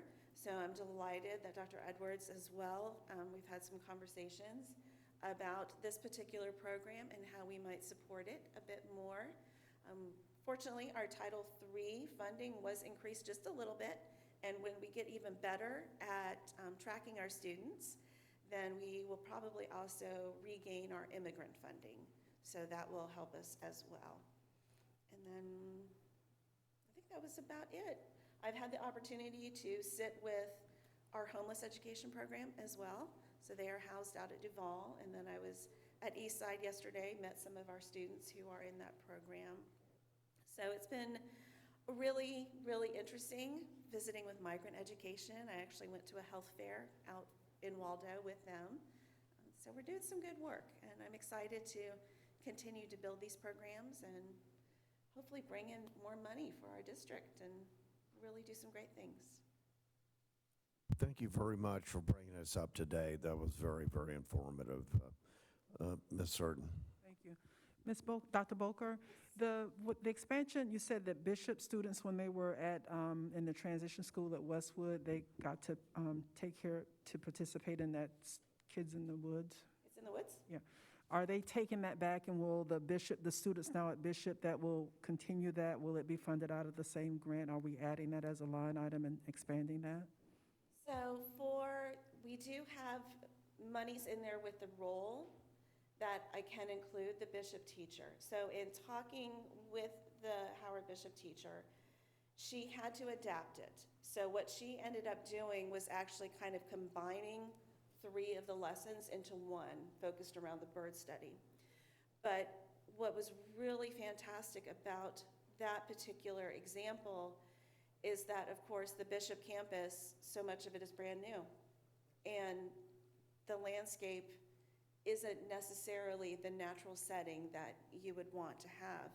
So she was able to really have the students invested in, okay, what should our campus look like? If we want to attract more cardinals, what type of vegetation do we need to have? And had them look at different places just on their campus to see where that natural wildlife was already coming to. They constructed bird feeders, put them out. So she did have to modify it. And then she also, at Bishop, added a technology component. So those students, while they were out in the field, were taking handwritten notes. They then went back and they had an electronic lab notebook that they recorded all of their data in. So it has transferred over to hers. And that one, she very openly said that while she really appreciates the work that the teacher at Westwood does, she doesn't want to give up any of her class periods to be planning for the entire grade level. She really wants to be with her kids and teaching her kids, so. Thank you. I had one other question about the summer of professional development for school leadership, but I'll just ask you that after the meeting if we could. Okay. That would be fine. Thank you. Yeah. Okay, thank you very much. Okay, so we're going to just wrap it up with a little sneak peek at something that we're working on with our high school principals to try to provide some more access to some of our high-impact teachers while allowing increased student choice for some of our elective or ultimately could be specialty core academic courses.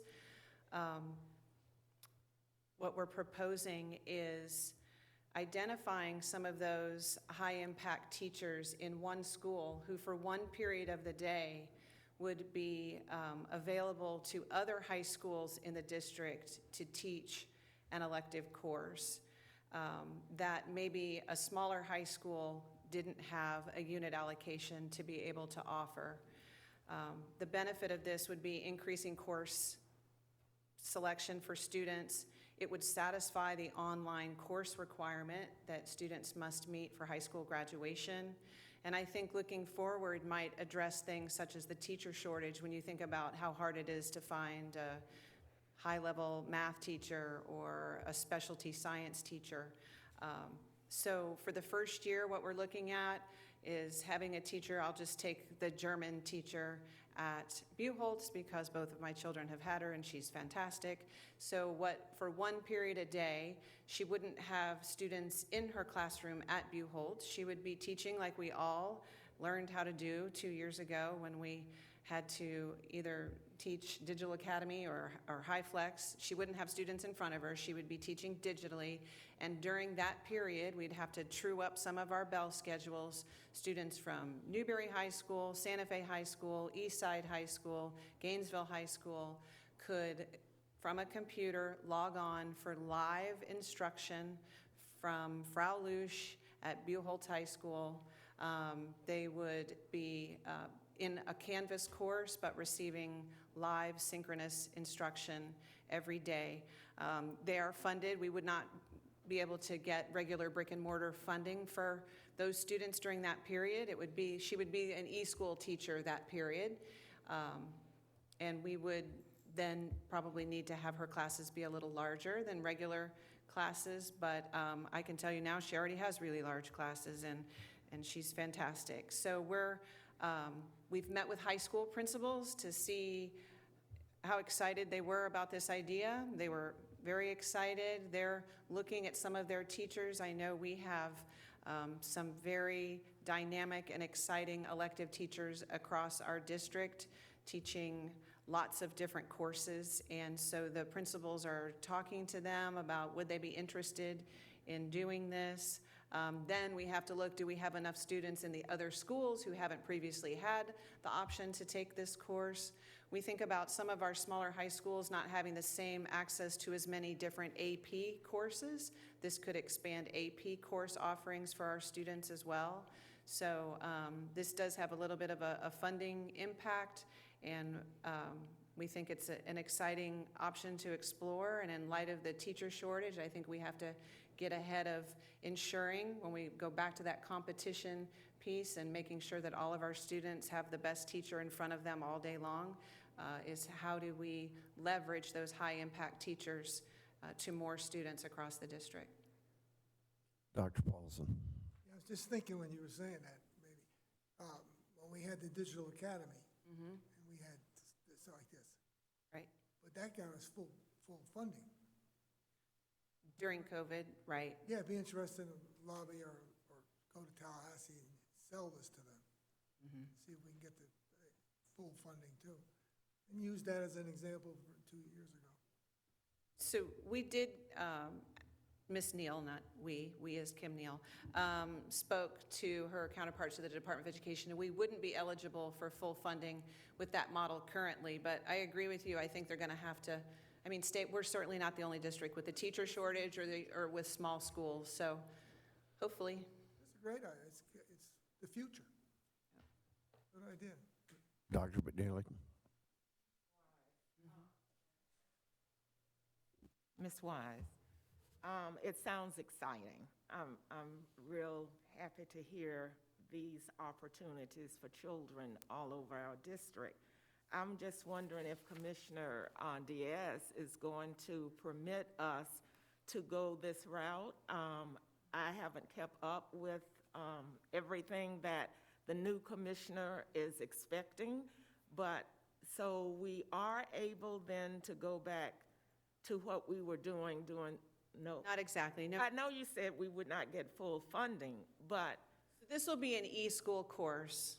okay. So we have e-school, for our secondary students, we use the FLVS franchise. For our elementary students, we build our own courses in Canvas. We're allowed to do both of those things. Okay. So we would build the course in Canvas, we being these amazing high-impact teachers, not me. But what would be different from the e-school courses that most of our e-school students are taking is that there would be direct instruction involved every single day, remotely, but they would be connecting in the way that we did during Digital Academy, via computer. So that, and it will be on pace, like every day, first period, you're in German 1. It wouldn't be what our e-school students do, which has a more flexible approach to pace and time. This will still, students will go to the computer lab during a certain period and log on and take this class face-to-face or face-to-computer with the teacher. But they will be registered in e-school, so even though the commissioner is new, I feel like it's still going to be allowed because we're not pretending that it's a brick and mortar class. We're saying it's e-school, it's just an enhanced version of e-school for our students. Or we could Thank you. try to sell it to them that we've done it before and they funded us before. Good. How much is the e-school? 70%? So for the, so for the e-school enrollment, it's around $5,400 a student. And for, our traditionals, brick and mortar, around $7,500. So it's more or less $2,000 less per student. That's why we mentioned having additional, maybe additional class size, or maybe this is just the way to go. But I think, regardless of the situation, in my opinion, in our opinion, it's an eventuality. There's so many constraints on public education in terms of funding, and we see this at the post-secondary level. This is their MO. Delivering instruction virtually is a lot less expensive, and especially if we're using high-impact teachers, we're going to increase the access for a lot of our students who wouldn't normally have it. And I think that's the key. But I would say, I would definitely, we'll be working with our lobbyists, and we've talked with them a little bit about this, and how the Department of Ed has to change their mindset on how they approach educating students, because the circumstances have changed. The teacher shortage is what it is. It's not something you can just throw a bunch of money at and think it's all going to be better. We have to change kind of how we operate. And, besides the 1 year with Digital Academy, we've never had synchronous virtual learning. And I think that's really what's required. eSchool is a completely separate program. I think the virtual synchronous is the future, and how we can kind of get through a lot of these difficulties in terms of cost and shortages. So I just wanted to mention Especially at the high school. Especially. Well, and all of the high schools would like to offer the number of electives that are available to students at Buchholz, but Buchholz has 2,400 students and the other schools don't. So But it's a lot better with the high school kids than teaching in high flex than it was with them elementary. That's tougher. right, during this period, there would only be students from afar, not sitting right in front of them. That's certain. Thank you. So, Ms. Wise, was this option considered to possibly add a 7-period? I was hoping that we could offer a 7-period for middle and high schoolers since we had the ESSER funding, but I'm wondering if at the high school level, because it would open up a spot where you could take another elective or pursue something else, Absolutely. We did talk with our principals about ways to scale it up by putting it outside of the traditional school day, either a 0 or a 7-period.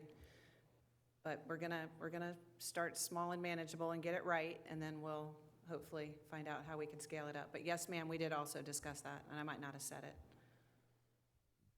Okay, Superintendent Andrew. Thank you. Thank you, Chairman Hyatt. So I know we have quite a few people that like numbers. So if we had 3,500 e-schools students in these courses, that would equal 25 brick and mortar approximately with the funding, right? If the funding was 5,400 students, 5,400 per student, if we had them online from various schools, 35 of them, that would then equate to 25 students solely at a school brick and mortar. Correct, so that's kind of like the break even on NAT's break. But that's kind of what would equate in terms of funding is 35 for the innovative learning equates to 25 brick and mortar. Yep. Okay, thank you. We're going to have a chance now for, if there are any other comments that board members have specifically on the budget presentation, we can do that now. And following that, we'll have a short recess just to stretch our legs and get ready for the second half, and so to speak. And do I have any other comments from board members on the budget presentation? Okay, I did want to say that I really felt like I learned quite a bit today, and I appreciate, not just numbers, but really connecting the numbers to what's happening and what we can do and the possibilities for our kids. And I think, for many years, we've been concerned about, what they're doing in Tallahassee and extended scholarships. Well, guess what? Right now, it's not changing. We've got extended scholarships, probably a little worse. And when we say worse, I'm only talking money-wise here, than we were predicting a few years ago. So what we have to do, and I think Mr. Rella very appropriately referred to this, is we have to win the competition. We have to be the choice that parents want. I remember, and part of that is just sharing the information. I remember about 3 or 4 years ago, and I don't know who at Buchholz was responsible for this, but when we get all the newspapers and they have, pictures of graduates and the honors and the this or that, and certain schools, maybe a private school locally would put an ad in and say, here are our graduates, here are all the schools they were accepted to. And well, somebody, I guess, from Buchholz thought, well, that would be a good idea to do that for us. And there was an entire back page of a section, of that education section, and it listed all of the schools, and we could have done this for, any of our high schools. It listed the schools that their students were accepted to. It listed all of the offerings and this and that. And then right at the bottom, here's my favorite part. At the bottom it says, cost zero. Because in other words, the taxpayers of Alachua County and state of Florida are providing for this great education. And so we have to continue to improve what we offer, and what we are offering that's really outstanding, which is, I think all of us here know it's a whole lot. We need to make sure that we promote that and let people know here's what we're doing. So I thought it was a great presentation. Thanks to all involved. Okay, we're going to start the second half of the workshop at 3:15. Thank you. Good meeting.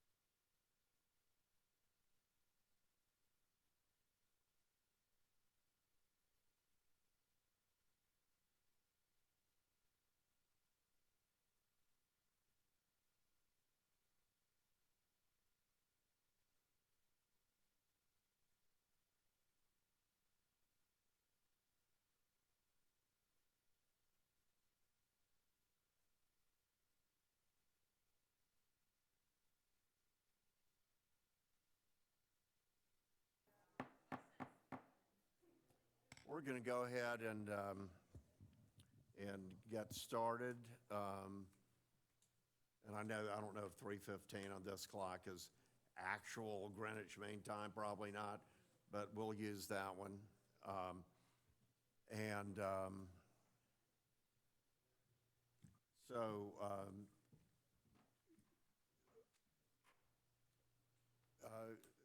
Superintendent, who is starting off the presentation?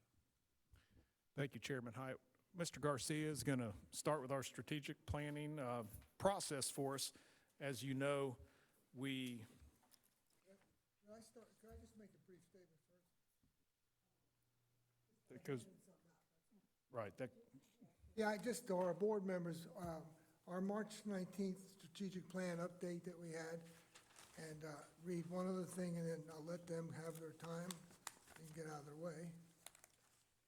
But I think it's important. Yeah, Dr. Paulson, we'll have time to. Yeah, but I mean, you've got this, and Yes. read it, and I handed it out before, but just in case you didn't have it, I wanted to make sure everybody had one. Okay, thank you. I'm sorry, Superintendent, go ahead. yes, sir. So we're going to ask Mr. Garcia and Ms. Ryan to begin with going through the RFP 2227 in the strategic planning process, if you will, as we rolled through that. And also, we will look at some of the benefits. And I think everybody's been provided with the bid tab to, the tabulation to review that, as well as the consulting services proposal. So Can I get a bid? I think I left my home. you need which one? Bid tab. Ms. Green, do you have a copy of the bid tab? Oh, okay, Okay. thank you. So with that said, if we could, Mr. Chair, I'd like to hold questions until they're done. And then we as a staff, between myself, Ms. Jones, and our chiefs, Chief Rella, Chief Wise, Chief Edwards, will answer some questions as needed after they conclude their presentation. Let's just wait just a second, I'm sorry. Okay, apologize for that, and just to reiterate what Superintendent Andrews said, is that we're going to get an overview here of the process and how we got here, and then after that, any questions will be directed to Superintendent, Ms. Jones, Dr. Edwards, staff, where they can answer, I think, specific questions. So now, thank you, and I apologize for the delay. Board Chair Hyatt, board members, Superintendent Andrew, thank you for your time. As Superintendent Andrew mentioned, RFP 2227 Strategic Planning Consultant Services. We have a very high-level overview, basically referring to the process itself for the RFP process, initiating the process, receiving proposals, and that timeline, and then a very, very high-level overview of the highest ranked proposers' submission. So just some bullet points based off of their best fit analysis, how they feel is the best way to move forward with the strategic plan process. Again, that's the main portion of the RFP process. We kind of have a goal in mind. We're not sure how to get there, so we put out a request for proposals and ask the industry professionals and industry experts to give us how they feel the best path to navigate to the end goal is. And with that, we received 4 proposals. When we posted it to our website, we reached out to the vendor community and staff, senior staff, and some of our chiefs were actually on the proposal evaluation committee. But to go ahead and give you guys the overview for the process, our senior buyer, Ms. Lauren Ryan, actually managed the entire procurement process for this particular procurement. So I'm going to turn it over to her so she can run you through the timeline and give you guys kind of that top-level overview of Cognia. Again, the highest-ranked proposer, their proposal. All right. Good afternoon, board members. So for RFP 2227 for the strategic planning consultant process, in February of 2022, we received a request from district leadership for strategic planning consulting services, and that is when we began our RFP process. The RFP document was posted and live on the street on February 14th, 2022. The RFP closed and proposals were due on March 3rd, 2022, and we received 4 offerers' proposals. We have what's called a proposal evaluation committee for all of our RFPs. So that committee was comprised of district chiefs and senior staff this time, and they met and evaluated and scored the 4 offer proposals that were received. On May 3rd, last week, we held our Sunshine meeting, which is a publicly posted meeting where the committee meets in open session, and we record that meeting to, they reveal their scores, and then after they've revealed how they have ranked and evaluated the proposals, that's when we also release the pricing information from that as well. So that's blinded up until that point. At the PEC Sunshine meeting on May 3rd, Cognia was the highest ranked offer after that meeting. The RFP tabulation that I believe you all have a copy of, with Cognia indicated as the highest ranked offer, was posted on May 4th, 2022, and it had to be posted for 72 hours to allow for protests. That's our by Florida statute. No protests were received during this time. And then the bottom portion you'll see on your sheet is what all of our RFPs include language that say there's an invitation to negotiate. So as a district, we have the right to, in an RFP, negotiate further with the highest ranked offerer, the terms and conditions, which would also include the pricing. So we can negotiate anything we want to up until the point of award. And just to clarify, at this point in the process, all we are right now is just they are the highest ranked offer, and the tabulation has been posted, and there's been no protest. That's no award or anything has been made. So we would still be in that period of time where we could have an invitation to negotiate. And then to quickly summarize, that next little section is just kind of a brief overview of how Cognia's proposal, the big document related to our RFP, what we put out for our RFP.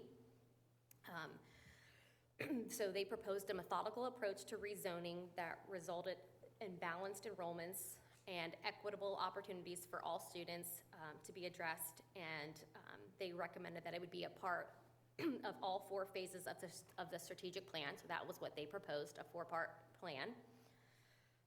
Diversity, equity, inclusion in all instructional components and student activities. For example, equal access to grade level curricula and assessments, and hiring statistics, and the examination of summative data sets for demographic parallelism, which would be like graduation rates, dropout rates, discipline statistics, IEP data, achievement test scores, access to gifted and talented education. Their proposal also involved conducting focus groups and engagement within the community as a whole, and that's obviously something that the district doesn't have the bandwidth or the time for us to do on our own. So they would be handling a majority of in-person and also some virtual ones with not only, it would include like teachers, district staff, students, parents, community members, people from the city of Gainesville, Board of Commissioners, things of that nature. We could choose who we would want to be in on those focus groups. That was part of their response as well. And then we had to also, their response was also to do an equity review for a representative sample of our schools in the district. So schools that represent the diversity of the district student population would be selected. And then the data that they would be collecting would be critical to the input of the strategic thinking and planning process that they would be providing for the district. And their proposal also focused a lot on advancing equity and assessment, centering on principles of diversity, equity, accessibility, and inclusion in the design and use of educational assessments. And the last part, they have what's called their Cognia Effective Learning Environment Observation Tool called ELIOT. And that is potentially something that if we were to adopt it, could take the place of school improvement plans. If schools had to do that, that would potentially be a swap out. And so that was just another thing that we notice from their proposal. And I think that is it for the overview of the purchasing process. Yeah. Thank you, guys. Thank you for your time. Thank you very much. Yeah, thank you so much, and I think at this point, I know Dr. Paulson has some things to present, which he's going to get a chance to do. I would like to, right now, have board members direct any questions of what they just heard, or either be it procedural, or be it what's coming next, or what could come next,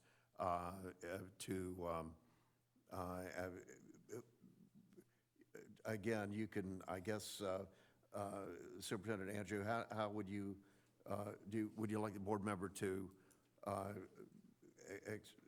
ask a specific staff member, or how would you want to proceed?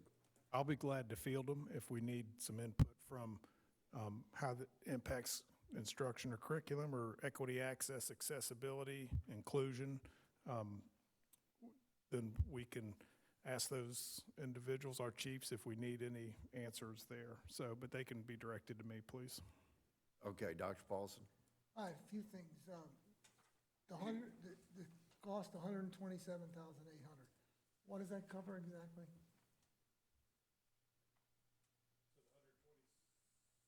The 127,800, if you look on the cost proposal, page 42 of the attachment, there's a cost proposal breakdown on tab 6, page 43. You could review that. And so all of that information on the breakdown is, I would start page 43, go on to 43 of your handout there. And of course, in essence, the scope of work, what it focuses on is, of course, just the entire journey. And throughout the document, and I know it'll take some time to review all of this, but if you have time, focus on, they provide a guide for managing the improvement planning process. There's, of course, they have a software program that is used for managing strategic planning from start to finish. This includes conducting needs assessments, observation tools to drive school improvement. So there's a lot of things in there. They discuss the 4-phase strategic planning process, and really what it looks like to develop our collective vision with our community. They have a rezoning component in there, planning for student, and not only student. All of that is included, yes, sir. Some individual planning, not just for our institutions across the district, our learning institutions, but also for student progress. So there's a lot of, like I had mentioned, some equity, inclusion, accessibility, diversity component. There's a strong commitment to that. And I think just in that overview, we heard quite a bit about just a balanced approach to looking at equitable opportunities for all students. So all of that is included in the plan. There's a lot more than what I mentioned, but it is the process of continuous improvement, how we monitor that, how we collect data, and how we use that data to drive our instruction. So part of the whole goal is to build capacity within our staff, and then use staff, for example, Mr. Gilfillan and his team, to help us implement data that we've collected internally in the planning process. So it kind of helps us bring everything together. Yes, sir, the charge for the strategic planning is a one-time initial fee. As mentioned by our team that presented, if we issue an invitation to negotiate, there's a component in there that could be included or not included. This is for the whole process. If we added focus groups and things like that, there'd be additional charges. But as this is, it's for the process. And there are some things when you look at the cost breakdown, there is the district-wide component in there. and that's membership for all schools, and that's a piece. It's $40,800 as I recollect, by about 10,000. 1,200. Okay, well, it's $40,800, so it's not 48.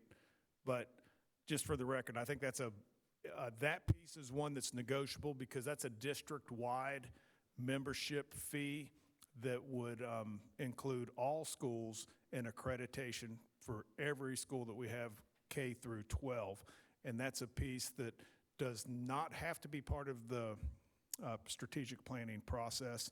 And in fact, it's a piece that we want to explore with our principals and their administrative teams to see if that's something that they would want to do. We'd want their input. It's not something we want to just add additional to their plate because they do school improvement plans.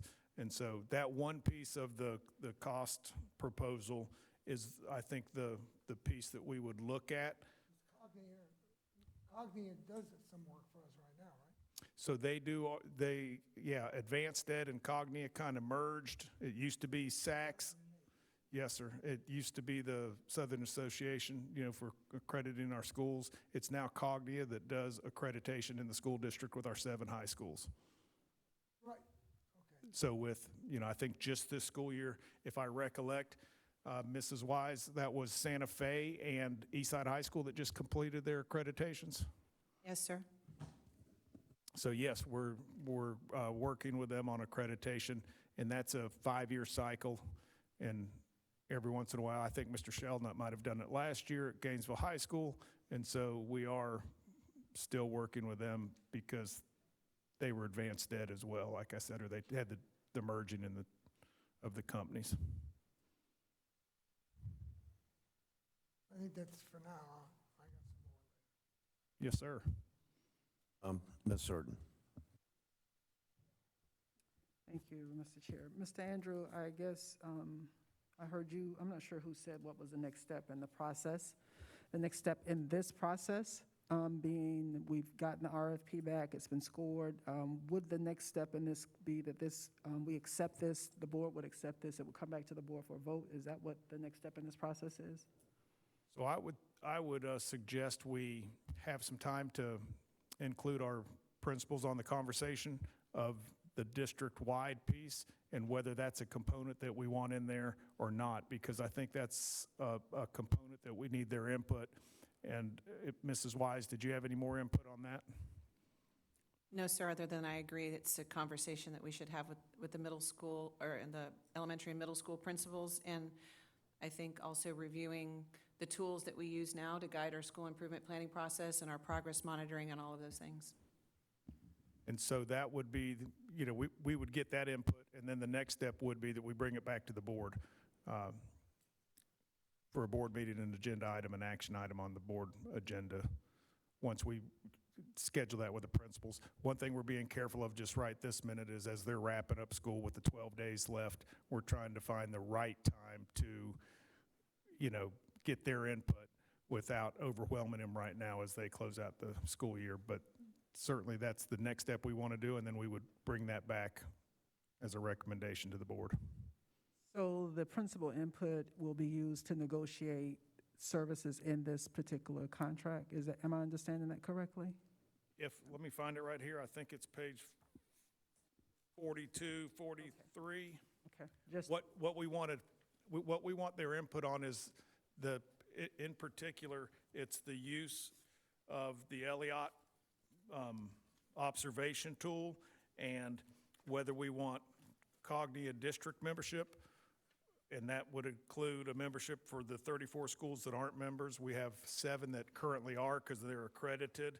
So it's more input from them, and also working with our data analytics to see, is that just a replication of what we're already doing? So we don't want to add and create more. And if we're already doing it, then I think that's where we bring it back with their input. So that's the one piece that we're looking at. That's the $40,800 per year. Okay. Yes, ma'am. Thank you. Page 43 was what page that was on, Mrs. Certain. Can I ask Mr. Garcia something?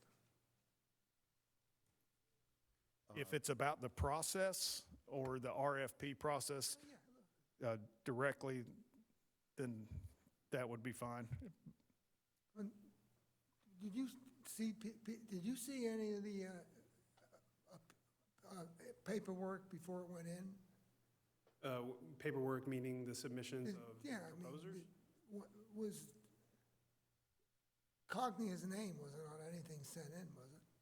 I mean, it's only on the outer portion of the envelope. They're required, all submitters are required to identify their. No, from what do we send in here? What do we want? What do we send in from our district?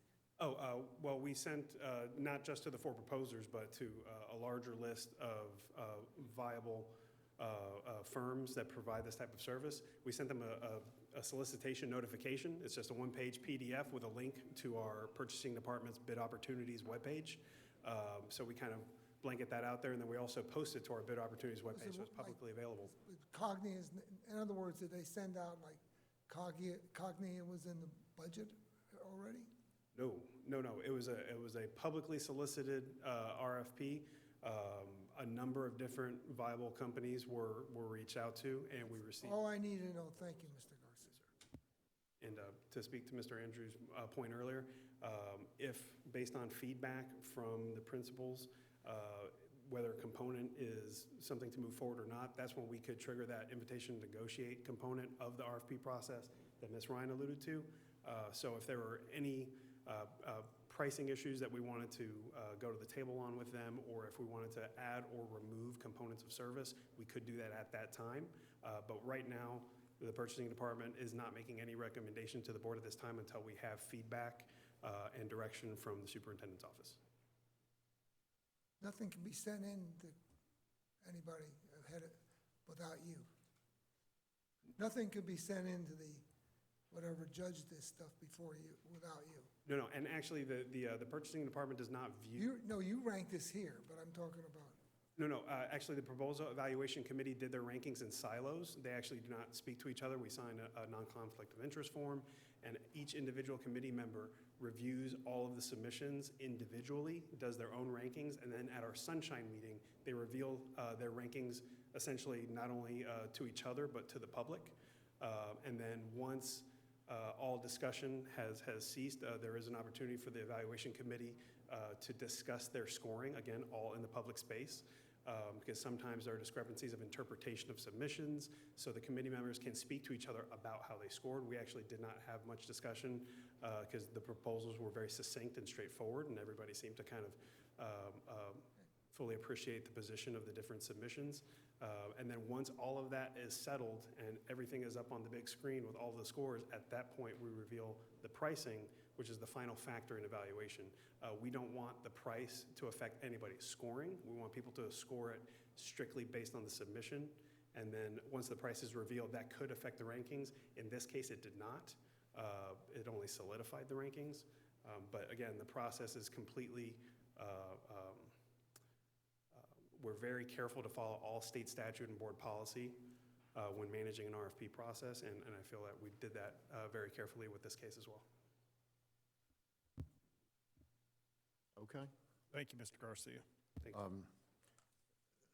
Superintendent Andrew, I looking at page 28, I'm sorry, 42, 43, and when we have our total amount, 127,800, I think it would be helpful, not right in this second, but is what else, not for this particular bid, but what other costs are going to be concurrent for the district with this application, or tangential costs or costs that are caused by this? Or is this pretty much what we're looking at, that total 127,800? Does that make sense? Yes, sir. It seems to me that this is the cost we're looking at. If we asked for more services, let's say we decided we need some additional focus groups and that we didn't plan for enough focus groups, because not only engaging community members engaging students, parents, families, all of those we serve. We may be requesting that engagement with our, the municipalities here in the school district, as well as county government, city government, and other partners we have. So what we want this to do is be a comprehensive process where we engage with all the stakeholders, including UF and Santa Fe College, and this is not just Alachua County Public Schools vision, it's the community's vision, and then that collaboration between all of us to help meet the needs of everyone in Alachua County. So what we really want it to do is be comprehensive, because as you see, there's all kinds of different areas that they address in there, and one of them is even the rezoning. So to begin to start to collect information and to engage the community and all stakeholders in our community, I think that's where there could be said additional costs. If we looked at, we needed more focus groups. I don't know that we do. So I think it's and of course the investment of our time and energy as a team as we grow our capacity to become or develop our expertise in strategic, not only strategic planning, but really it's the process, because continuous improvement is a cyclical process. And so we're looking to increase our capacity to do that long range, well beyond this support provided by Cogni in this proposal. Thank you. I think it's important, and I have no doubt that it will happen, but that the board is kept up to date as this is evolving. Now, do I have any other, Ms. Russell? Is this a 5-year plan, 4-year plan? What is, I don't recall having seen that. It seems like in our discussions, it's going to go out about 5 years because there's some follow-up. But like the further we get into the process, the more it becomes ours. And the ownership is there, and our capacity's been built to continue moving forward with this. So, Thank you. yes, ma'am. Okay. I know Dr. Paulson has brought some materials on what has been done with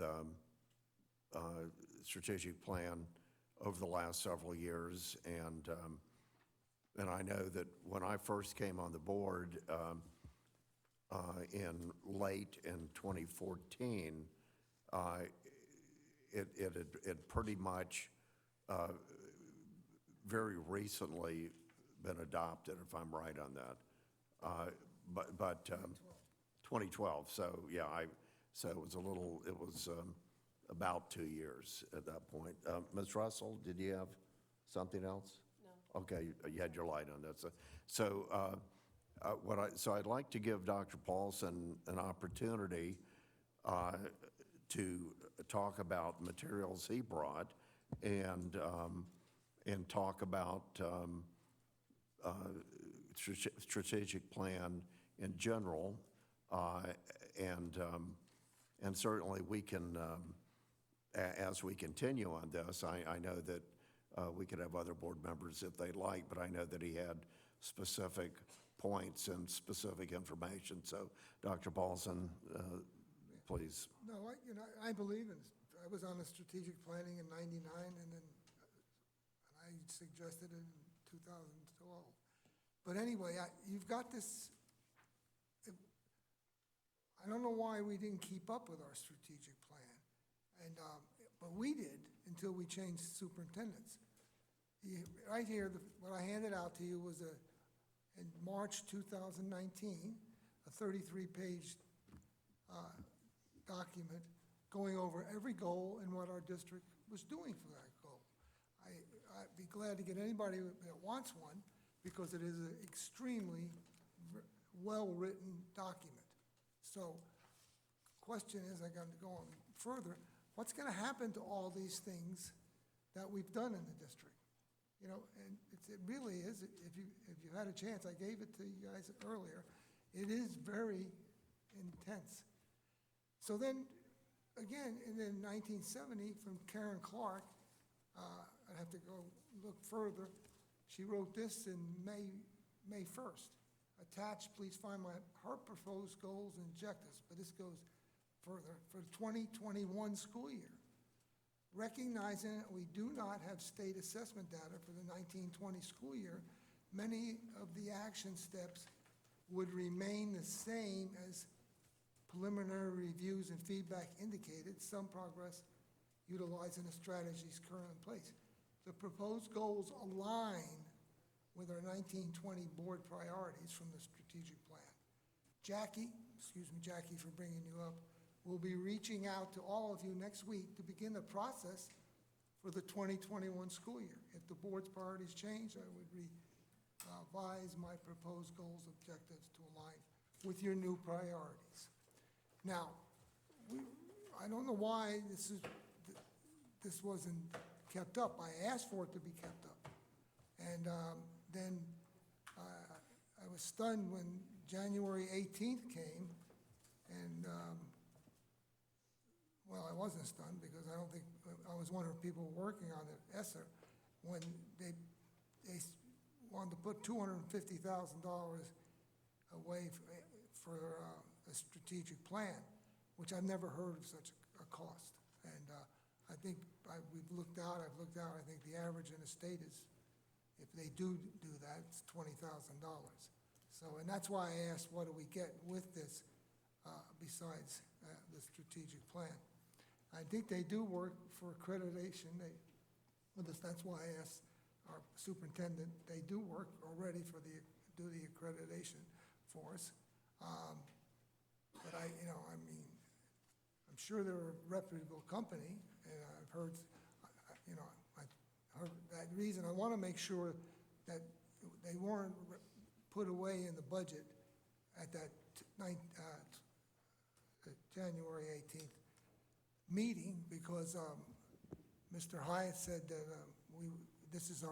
we're having this meeting because he said we would not approve anything until we had a meeting about it. So this is the workshop.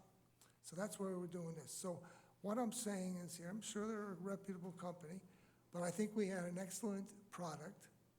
I welcome anybody to look at them, at what we have. We met continuously. I looked on, I got the dates here in 19. We met 3 times, 7/23, 2019, 11/19, 2019, and 2/4, 2020. We continued until we changed. We had a process where we just continuously involved all of our employees, our administrators. They did a tremendous job, and we asked for what have we done to meet the goals that we met. We had put that in the plan. Now, why I asked this, because when I learned this, I've been involved in multiple strategic plans, twice in this school district, but I've been around in a position to be like that for 25 years.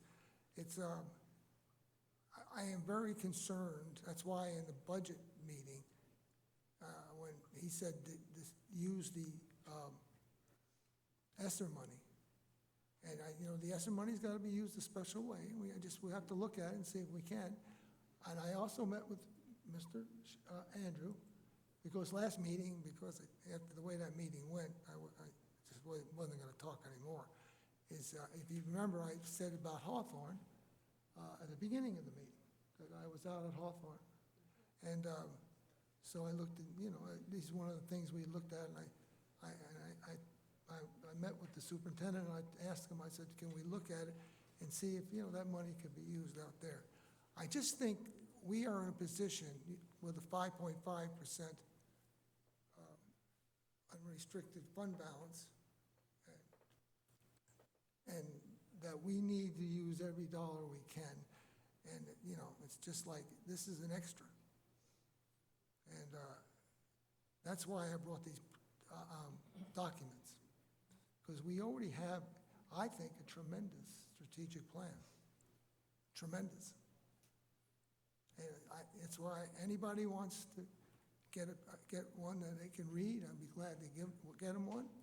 And again, this is not against Cognia. I mean, I looked them up, and like I said, they seem like a good organization.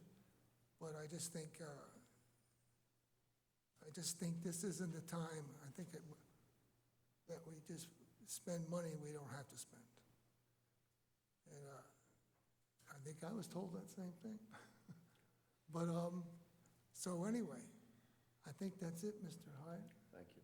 Thank you, Dr. Paulson. And I did also, just, want to say if we go back, I certainly remember sitting here and with Mr. Charbonnet going through these, and we would sort of hear the good news, we would hear the okay news, we would hear the bad news, but we'd hear what was happening, and then I thought it provided, a good update. So I think,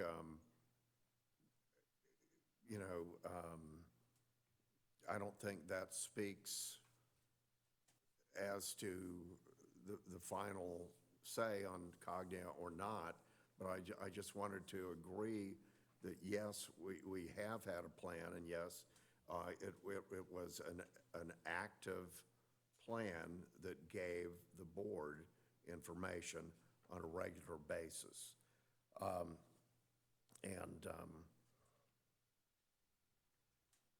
Ms. Certain. Thank you, Mr. Chair.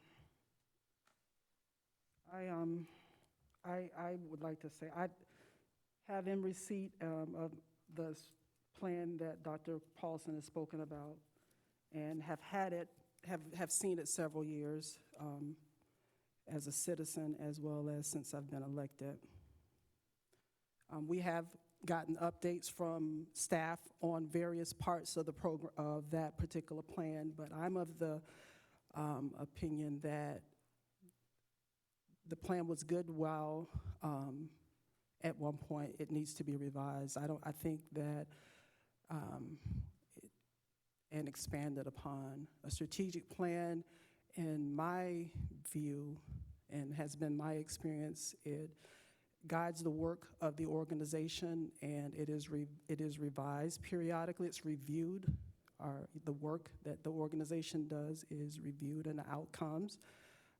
Everything is looked at, not just the outcomes. We would look at, when I worked professionally at the utility as well as in healthcare, the inputs, the investments of the organization, and if they were achieving the outcomes that the organization wanted to achieve, and they were revised. And at certain times, sometimes the plan was a total revamp because of a change in the environment, or a change in because we were not getting the outcomes that the organization had hoped to achieve. So I'm going to sit here, I'm going to put my hat on as a citizen, and why I first started coming to the board, in that I was monitoring student achievement data, enrollment in magnet programs and other learning processes, hiring data, and things of that nature. And the information that I have has not changed for a certain segment of students. And I've said to our former superintendent, Clark, I've said to Ms. Wise and Ms. Jones, they've all heard me say this. If we were a manufacturing company and one model that you made, 70% of them were rejects or not performing as designed or at an optimal level, that particular division would be closed down. So I'm going to translate that to student achievement. We have when we look at the ESSER, our students by race and demographics, we disaggregate the data. Our students of color have not performed well for at least 5 years. That's data I have, that I've compiled. So just also, we did do reviews and adoption of priorities on the strategic plan, and since I've been on the board, I remember in 19, and I also remember it broke my heart, I'm just going to share this with y'all, broke my heart that we as a board did not adopt as a priority early literacy. Meaning that we would really focus our resources on kindergarten, first and second grade as a priority to make sure our earliest learners got off to a really good start. So we were not, as an organization, trying to remediate a student in third grade before standardized testing. For me, I thought it was very short-sighted to wait until third grade to try to do all of these interventions and to try to get the students caught up when we knew, based on assessments that students were given in kindergarten, first and second grade, that they were not on grade level. I just thought that was just negligent on our part as a board. So I was torn up about that for a long time. So that was this plan right here. So the plan is supposed to guide our work, and when we look at, as an organization, our work, can we ask ourselves, are we really getting the outcomes that we desire or that we need to be getting? And so when we back up, 19, I think, was the last time this was adopted, and if we, well, 20. There was no student testing in school year 19-20 because of COVID, if I recall correctly. So we didn't have any way to evaluate our results. But prior to that, we have about 5 years of data. And then last school year, 2020, 2021. But there are some areas that we have not made significant gains on this, and I think it's time to go back to the drawing board and revise it. And these are the things that are good and that we should keep. The community will get input from them, and our chiefs, the district staff, and this company will guide us through that. We'll keep those things. You don't throw the baby out with the bathwater. We'll keep what's good and revise and recalibrate so that we can go forth to improve. Now, that's what I feel. I listened, and you shared, Dr. Paulson, what you felt and how you thought. But I want to reiterate that part of the ESSER requirements and that funding is we're to engage the community. And part of this particular proposal that went out includes community engagement. And we have to do that in a meaningful way. We have to, as an organization, start to look at things and do things differently. We have to evolve and keep up with the times in which we operate. And we may not feel that we need to change, but education is changing. We heard our chief of finance tell us that I've said that. I was thinking, oh man, he's peeping my conversations there. But I've said that the school districts are going to have to change how we do business, and we're going to have to decide and compete based on competition to be better and provide a better educational experience for our students, so we don't have a higher number of students deciding to take the empowerment scholarship or to homeschool, because that does take off a whole level of funding. We just saw those numbers increasing exponentially, and that impacts us. So I appreciate Mr. Garcia and the buyer, senior buyer, coming in and sharing with us the process, the bid process. They handled that, and I think it was done with integrity according to state rules. Now, I don't have, I had zero confidence in the real estate services contract, and we've paid so much attention to this contract, and I'm not saying we shouldn't. $127,000 max in the budget amount that was put in the ESSER file. I don't know if you guys recall, our staff received that packet from the Department of Education at like the 11th hour, and we received it, and they had to prepare it and have a very quick turnaround is what I recall. But I guess you have some different information, but I recall staff saying they just got this and they had to put something together, and they knew that amendments and adjustments would be allowed in advance afterwards, but they had to get something approved by the board and sent to Tallahassee as part of this. But you know, we won't agree on this. There's no vote taking place in this, but I do have confidence in the RFP process that was issued and what they've brought back to us, and I'm gonna trust that Mr. Andrew and his staff will consult with, as they've said, the principals to get us going on a thing. But I think it is, to me, is it penny wise and pound foolish to think that we keep what we have now and don't really try to look at how we can improve as an organization. This is no slight to Ms. Johnson and her staff, but I will say again, and I've said to her, I think personally, is having someone else besides district staff do these types of things gives a certain measure of integrity to the process and makes people feel that you're actually coming to get their input and see how they feel and go through a spectrum of evaluation and getting input from them, and that you're going to actually possibly use it. And I'm going to tell you, I didn't feel that when district staff came out and they did things. I always felt that the decision was already made and they were just coming to check the box. And I don't want that to be the experience of our community going forward. I want them the process to be one that's seen as being really involving them in doing what these federal funds say we have to or we should be doing and engaging the community and making the educational experience for all of our students better, countywide. And so I would hope that we keep an open mind to this, and that whenever we get to that process, that whatever is recommended to us by staff, we question it, but we don't act as if it's the process has been tainted or anything like that, or that we should not go along with it based on what we've done in the past. I think that would be a grave mistake. Okay, I know Dr. Paulson has a response or another comment, but I think Ms. Russell, I'm going to go with her, and then right after Ms. Russell, Dr. Paulson, and then Dr. McNeely. Thank you. I have just a couple of quick questions. How, Mr. Chair, how was this strategic plan created, this one? Well, I will speak to that, and then if Dr. Paulson would like to correct me, or any staff member who was here at the time, I was not on the board when this was originally, with the original iteration, but I was sitting in the audience at several different locations. There were at different schools. I remember one at Childs, and there were schools in different areas of the county, and For and focus groups or for community engagement? for community engagement, what was important.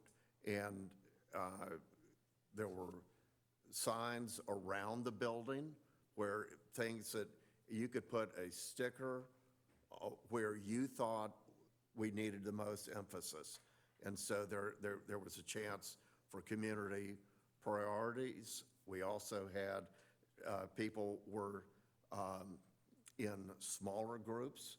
So you might have 8 to 10 people in one group.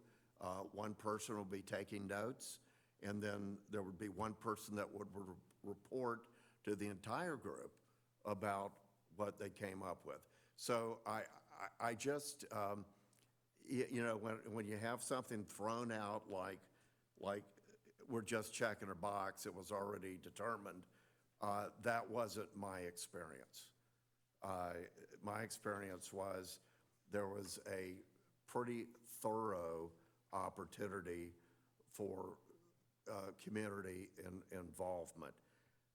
I really don't think we're in an either-or situation.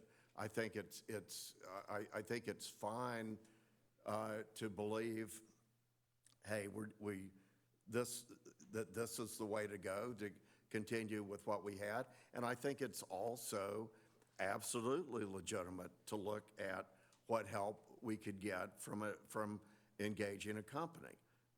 But I'll say that's the way I remember it, and I could be, I might not have that totally right, but that was my experience as a citizen. Thank you. Dr. Paulson, then Dr. McNeely. Really, I think I've been misinterpreted too. I said, and I'll say it again, it's a living document, It's never meant to just be static. Anybody, and that's why we had meetings 3 to 4 times a year, every year. And it's subject to change. If there's not things that are working, Ms. Certain can give us some input. And I'm gonna give input. Then we could have the community. We met with multiple communities. This was not just done in a vacuum. And like I said, I spent time on the 99, and we have another person in here, I won't mention her name because she probably doesn't want, but she's in the audience, that was also on that committee, and the principal we have at Idlewild was on it. But strategic plans are good, but this is a good strategic plan. Is it perfect? If it's not working, point it out, and we can change it. But it's not the same old thing, and that's not what we've been doing, and that's not what we have to do, and people can have input. But you're also, every dollar we have is important right now. Every dollar. It was important the other night, and it's still important. And all of a sudden, your opinion changes. But it's, I'm not saying anything about this company. I looked them up, did a lot of research on them, and they seem fine. They said thousands of people, I think, but they also said they only service 39 schools. So I did I found that out by research. So anyway, I think that answers it. I can't say anything else. I think a living document says it all. It's not, if you need things that are not working, then we bring it up as a group, and we know what we need in this district. We should. We live here. We were out, like I think Mr. High did a tremendous, better job than I would have done explaining it. We were in the rural areas. We were in East Gainesville, West Gainesville. We were everywhere. And to say we weren't is just not correct. But but again, and I've said this, I got it in print, it's a living document. A living document is made that way on purpose. And up until last summer, I kept saying we need to work on the strategic plan. And it wasn't done. And, but a lot of things were not, weren't communicated to us. So, I just think it's to be, right now, in this time and the way things are, 5.5% unrestricted. I wanted people to know that. That we need to watch our spending. The other night, everybody said that same thing, and I agreed, except for after the way that meeting went, I didn't want to talk anymore. But the thing about it is, I hope we understand, that every dollar counts right now, especially. Okay. Thank you, I'm done. Oh, okay, thank you. Dr. McNeely, followed by Ms. Certain. Thank you, Mr. Chair. One of the things and I was participating with the stated strategic plan update from 2019. However, when I look at the outcomes that we are supposed to have reached, and those would be my questions that I would be asking the superintendent currently now and staff as to how have we met these?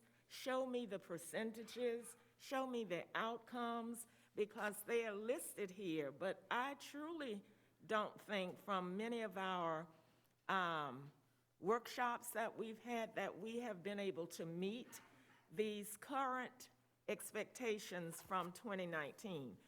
Change is hard, and so we have heard from Mr. Rella today and several other, Mrs. Wise, several other, Dr. Boker, several other people who have spoken as to where we are going next with budgeting, with curriculum, what's happening in middle schools, all types of things. But the living document will have to come together with what we have heard today budgetarily, what's going to be happening curriculum-wise in our schools. Just looking at page 12 in this older document with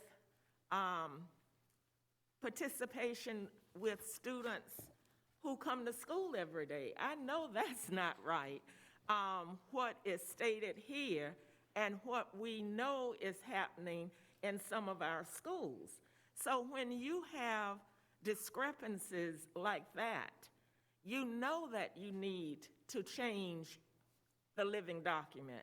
You know that you're going to have to do some other increases or decreases or additions. When you look at even the bullying, I started looking at the different outcomes that's listed here in this plan.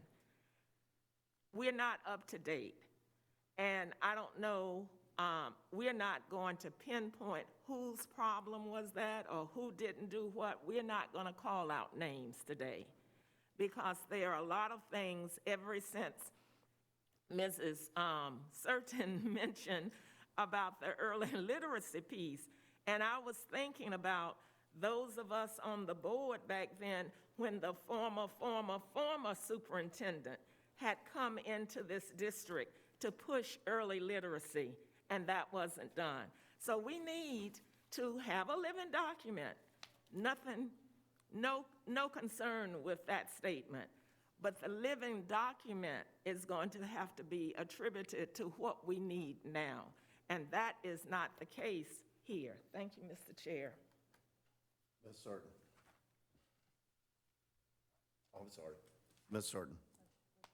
Mr. Chair, go ahead. I'm not going to say anything. Okay, thank you. Well, I'd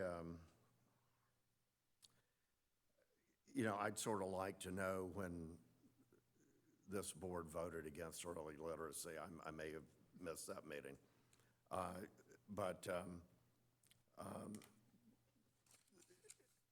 Anyway, we're going to go ahead right now, and of course, we do have time as needed, whatever time we need. We have time for board discussion to continue, but before that, we're going to have citizen input, and we have 3 minutes allowed for each speaker, and into 3 minutes, that's over. And of course, the subject that we're on right now, and this is the only thing, this is what everybody signed up for, is strategic planning. So our first speaker is Daniel Fisher. Good afternoon, and you have 3 minutes. Thank you.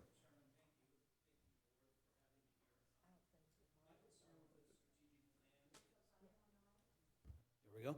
My concern with the strategic plan doesn't have to do with outcomes per se. I've read the old one.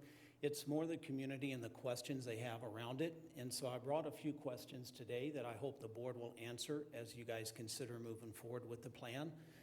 And the first question would be this.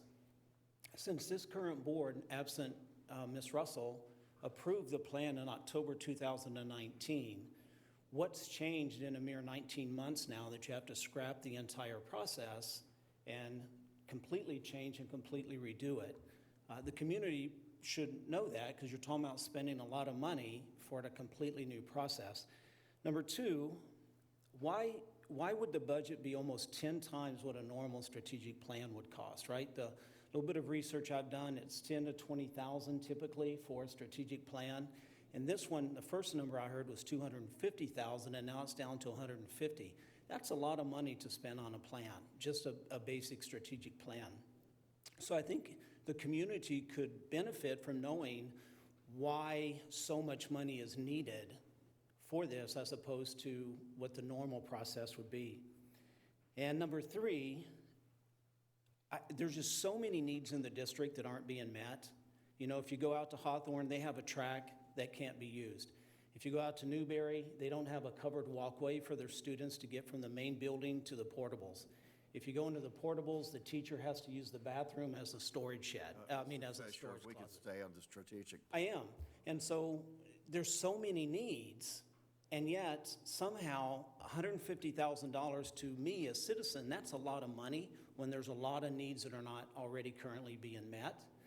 And so again, the community just needs to know, what are we going to get for the money of the additional $130,000 that the normal process would not give us?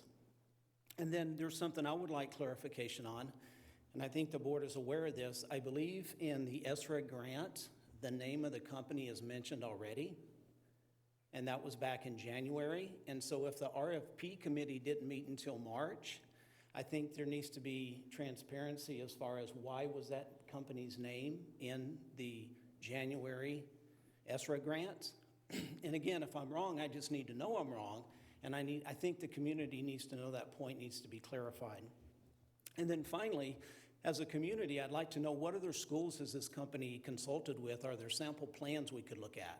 You know, what do we get for our money before we just trust that the 37 other schools have loved their plan? I'd like to see an example of what we would get. Thank you, Chairman. Okay, thank you. Next is Sarah Rockwell. Good afternoon. Good afternoon, Chairman Hyatt, board members, Superintendent Andrew. Thank you for having me. You know, we heard earlier that we're losing 2 scholarships, and we want to win.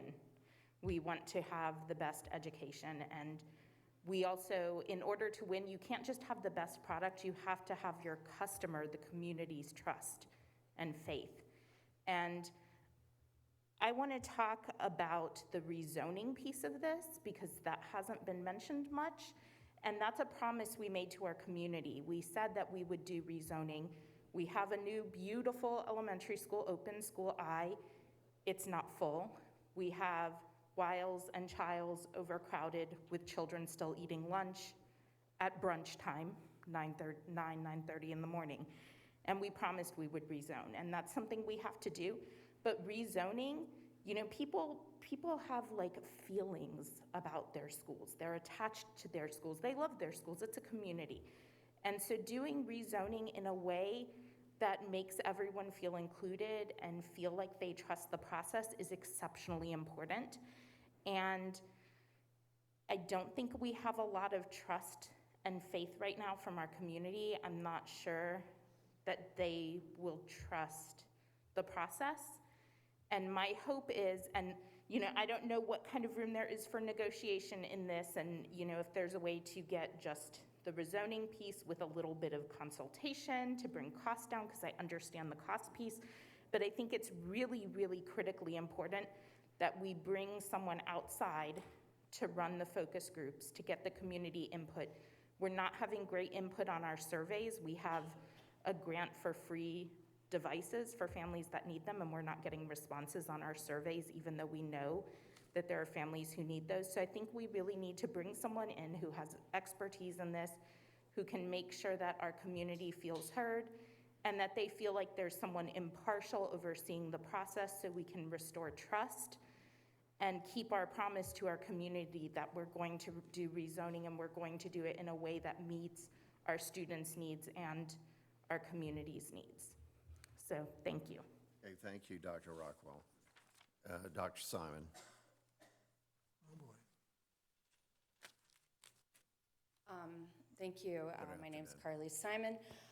So first off, in 2012, when the community engagement was at the height where they were getting the input on the strategic plan, my husband died, and I was a widow with a 9, 6, and a 3-year-old. I now have an almost 20-year-old. My 16-year-old just got his driver's license today, yay. And then I have a 13-year-old in June. So people are asking what has changed. Well, a decade. On top of that, the district has received essentially $100 million to focus on our response to a pandemic that occurs, every 100 years. That is what has happened. We haven't had the time to get out into the community to find out what people want. We all know what it's like where you get the phone calls and the emails from certain people, but I don't think, and I think you know this as well, you're not getting the collective view. We know that squeaky wheels get the grease. We know that the quiet and happy are quiet. And we need to know what they're saying. And so the strategic plan is not to take your existing roadmap and make tweaks, which I will also say right now you have the largest achievement gap in the state of Florida, so you might want to reflect on it. But on top of it, you need to hear from new people. So I've been 10 years from this point. My children are aging out of the system. You have children who aren't even in the system. And I think you need to have this experience to hear what people want. And whatever cost estimate of $20,000, I don't know where those numbers come from. I'd love to see any evidence of that. And I will also tell you, everything I've learned, you get what you pay for. This experience is going to provide you the robust information that you're going to need to move forward. And the other thing with strategic plans, and you can think you know everything that you're talking about, but they come every 5 years. It shouldn't live for 10 years. It needs to be addressed again. You need to hear from people. You're getting a whole new generation of people that you haven't talked to. So provide this opportunity, listen to these people, and septuagenarians sitting on our board who haven't had children in the education system for decades need to hear from people because your experiences are 3 decades old. Thank you. I'll ask my grandchildren. Thank you. Okay, so that concludes public input, and do we have any, I think we've all had a chance to talk pretty much, but I certainly don't want to cut off discussion if there is more.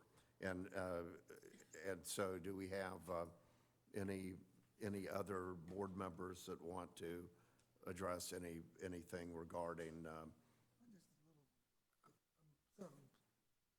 Dr. Paulson? Yeah, this is good conversations. It's good to hear these things. I mean, I enjoyed it. And it's good to have a meeting where, people have different views, and we need to hear it, just like they were saying. And, I've said what I have to say. Thank you. Ms. Russell? Just to clarify, what is our next step? Is it the proposal, Superintendent, from, not a proposal, but is it, well, what is it? I know the staff is going to, you're going to talk to principals and such, and then come back with a recommendation. Would it be a recommendation to accept this proposal? Will there be, hopefully there will be more discussion, because if we do go this route, we need to be very clear, and I would, someone suggested that we need to see what kind of product we would be getting. I agree with that. There are a lot of concepts mentioned in this proposal, but what is the real meat of a plan? I think we need a lot more clarification, a lot more clarity about what. I'm not saying I'm opposed to it. I'm saying that I think there's much more information that we need and much more understanding before we do agree to spend this amount of money on a plan. We haven't actually, we could also go through this one again and see where we're outdated, where we have not been able to meet or have the outcomes we want from this plan. There's just a lot out there, I think, that we still need to consider. And I don't know, we're having an extra workshop this month. Is it going to be about this?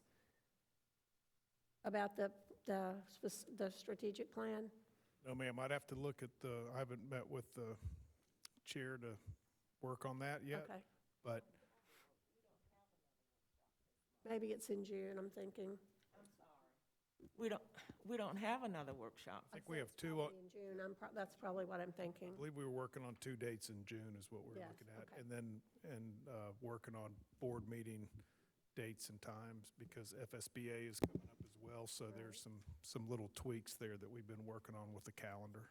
But I'm thinking to really go through this well and to do our best for our students, who are ultimately, hopefully, the goal of having a strategic plan is to help them get the quality education they deserve. I feel like we need, if it takes extra workshops, then let's do that. Let's do whatever it takes to arrive at whatever means we decide on to put our students first and provide for them the education that they're looking for from us, that their families are looking for from us. Thank you. Thank you, Ms. Certain. Thank you. Mr. Andrew, or I'm not sure if Mr. Garcia would be the one to do this. Could you provide us a list of the schools that Katia has worked for to create their strategic plan? I'd like to try to go online and read those. I mean, I don't need an exhaustive list, but probably 2 or 3. I've heard Citrus County or Santa Rosa County. I'm not sure if I've heard that or read that. Mr. Chair, if I may, pardon me. Certainly. Mrs. Certain. But if you look there in the proposal, there are some states, but of interest really, I would say the first to start with would be Santa Rosa County. They're currently almost, I believe, a year into their process. So I would encourage our board members to touch base with your colleagues on the Santa Rosa County School Board and ask them about the process and what they've been doing for the last year or so as you do your research. There's other folks you could look at. They've worked in North Dakota, Alabama, Kentucky, but I really do think Santa Rosa would be the go-to as far as the entire process, because I want to say they're at least 12 months in and getting close to wrapping it up, so they could kind of give you some insight on the start to finish and the do's, the don'ts, and the what's worked well, what hasn't, and what have you, and give you their insight on Cognia as a provider. Thank you for that. I was thinking Citrus County. I heard that earlier in the health insurance tidbit. That's where I got. That was for the Dr. Paulson. I I'm was. sorry, Ms. Certain. Thank you. And then my other question for Mr. Rella, if you would please, in future budget workshops, let us know, because like Dr. Paulson, I'm concerned about finances also. Let us know the impact of Camp Crystal, because we're subsidizing that, and we need to make a decision if we're going to continue to go forward with that as well, because those are general fund dollars that are coming up out of there for whatever purpose it is. We need to know that, because the budget is, the info that you bring to us is so aggregated, it's hard to be able to see that type of thing there. And then thirdly, I'm not sure if this is appropriate, but Mr. Andrew, I'm going to give you a request for some updated information on attendance by school on absenteeism. I have some info from our SI schools, but last night I gave a little short talk with the NAACP Education Committee with them, and we have some old data that I got as a public records request some years ago, and I have some kind of more recent data from the SI schools when I visited with them.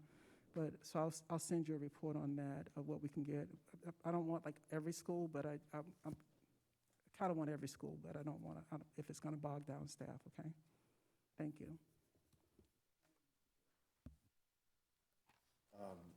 Dr. McNeely. I was looking for my notes here, because when I mentioned about the attendance, but the bullying piece, we get so many calls about that per school. And so in addition to what colleague Certain asked for attendance, I'd like the same thing if it's being reported. That's the problem. Sometimes we have seemed to get away from actually looking at referrals, the decrease. I know we were trying to really get that decreased district-wide, but it's no need to decrease that if children are having problems in their schools with fighting, bullying, and so I'd like to see now what's happening with our referrals. It's stated here in this strategic plan how much decrease, at least 10%, was expected. But I can't see 10% being done or approved when all of the calls that we are getting from parents about what's happening at our individual schools with bullying as well as, and since it's in the strategic plan as the decrease, I'd like to see our numbers. Dr. McNeely, if I could respond to that. Please, would you? I think it's a crucial question. And I will say that I've just, by either the end of this month, beginning of next month, we're going to, or at least I'm going to engage with the Sheriff Watson and some of the municipalities, and we're going to talk about a program called Rad Kids that we might look into. I think it's to the point of really, it's pretty close to a crisis, and so we're going to I just want to let you know that that's in the works. It's not set up yet, but all board members, as soon as there is something set up where we're going to talk about it, you'll know about it. Okay, and I do appreciate that. And anyone else? Just one sentence. Okay. If you're going to go check on the, it'd be interesting, even Santa Rosa, ask them if they had a strategic plan before that. That would be very interesting, I think helpful. And it'd be something, you know, they weren't just starting from scratch. And again, I'll see if I'll find that. I'll ask Jackie to look. If we got that strategic plan from 2 years ago that Karen Clark said in there, remember? She was setting her priorities and said she'd get with you. So we'll see if that's, I'll be interested. But the only reason there's nothing after that is because every time I asked, they wouldn't do it. Okay, thank you, Dr. Paulson. I just wanted to say that it's, you know, maybe the first time in my short span as a septuagenarian that's been used as a pejorative against me. So thank you very much, and we're dismissed.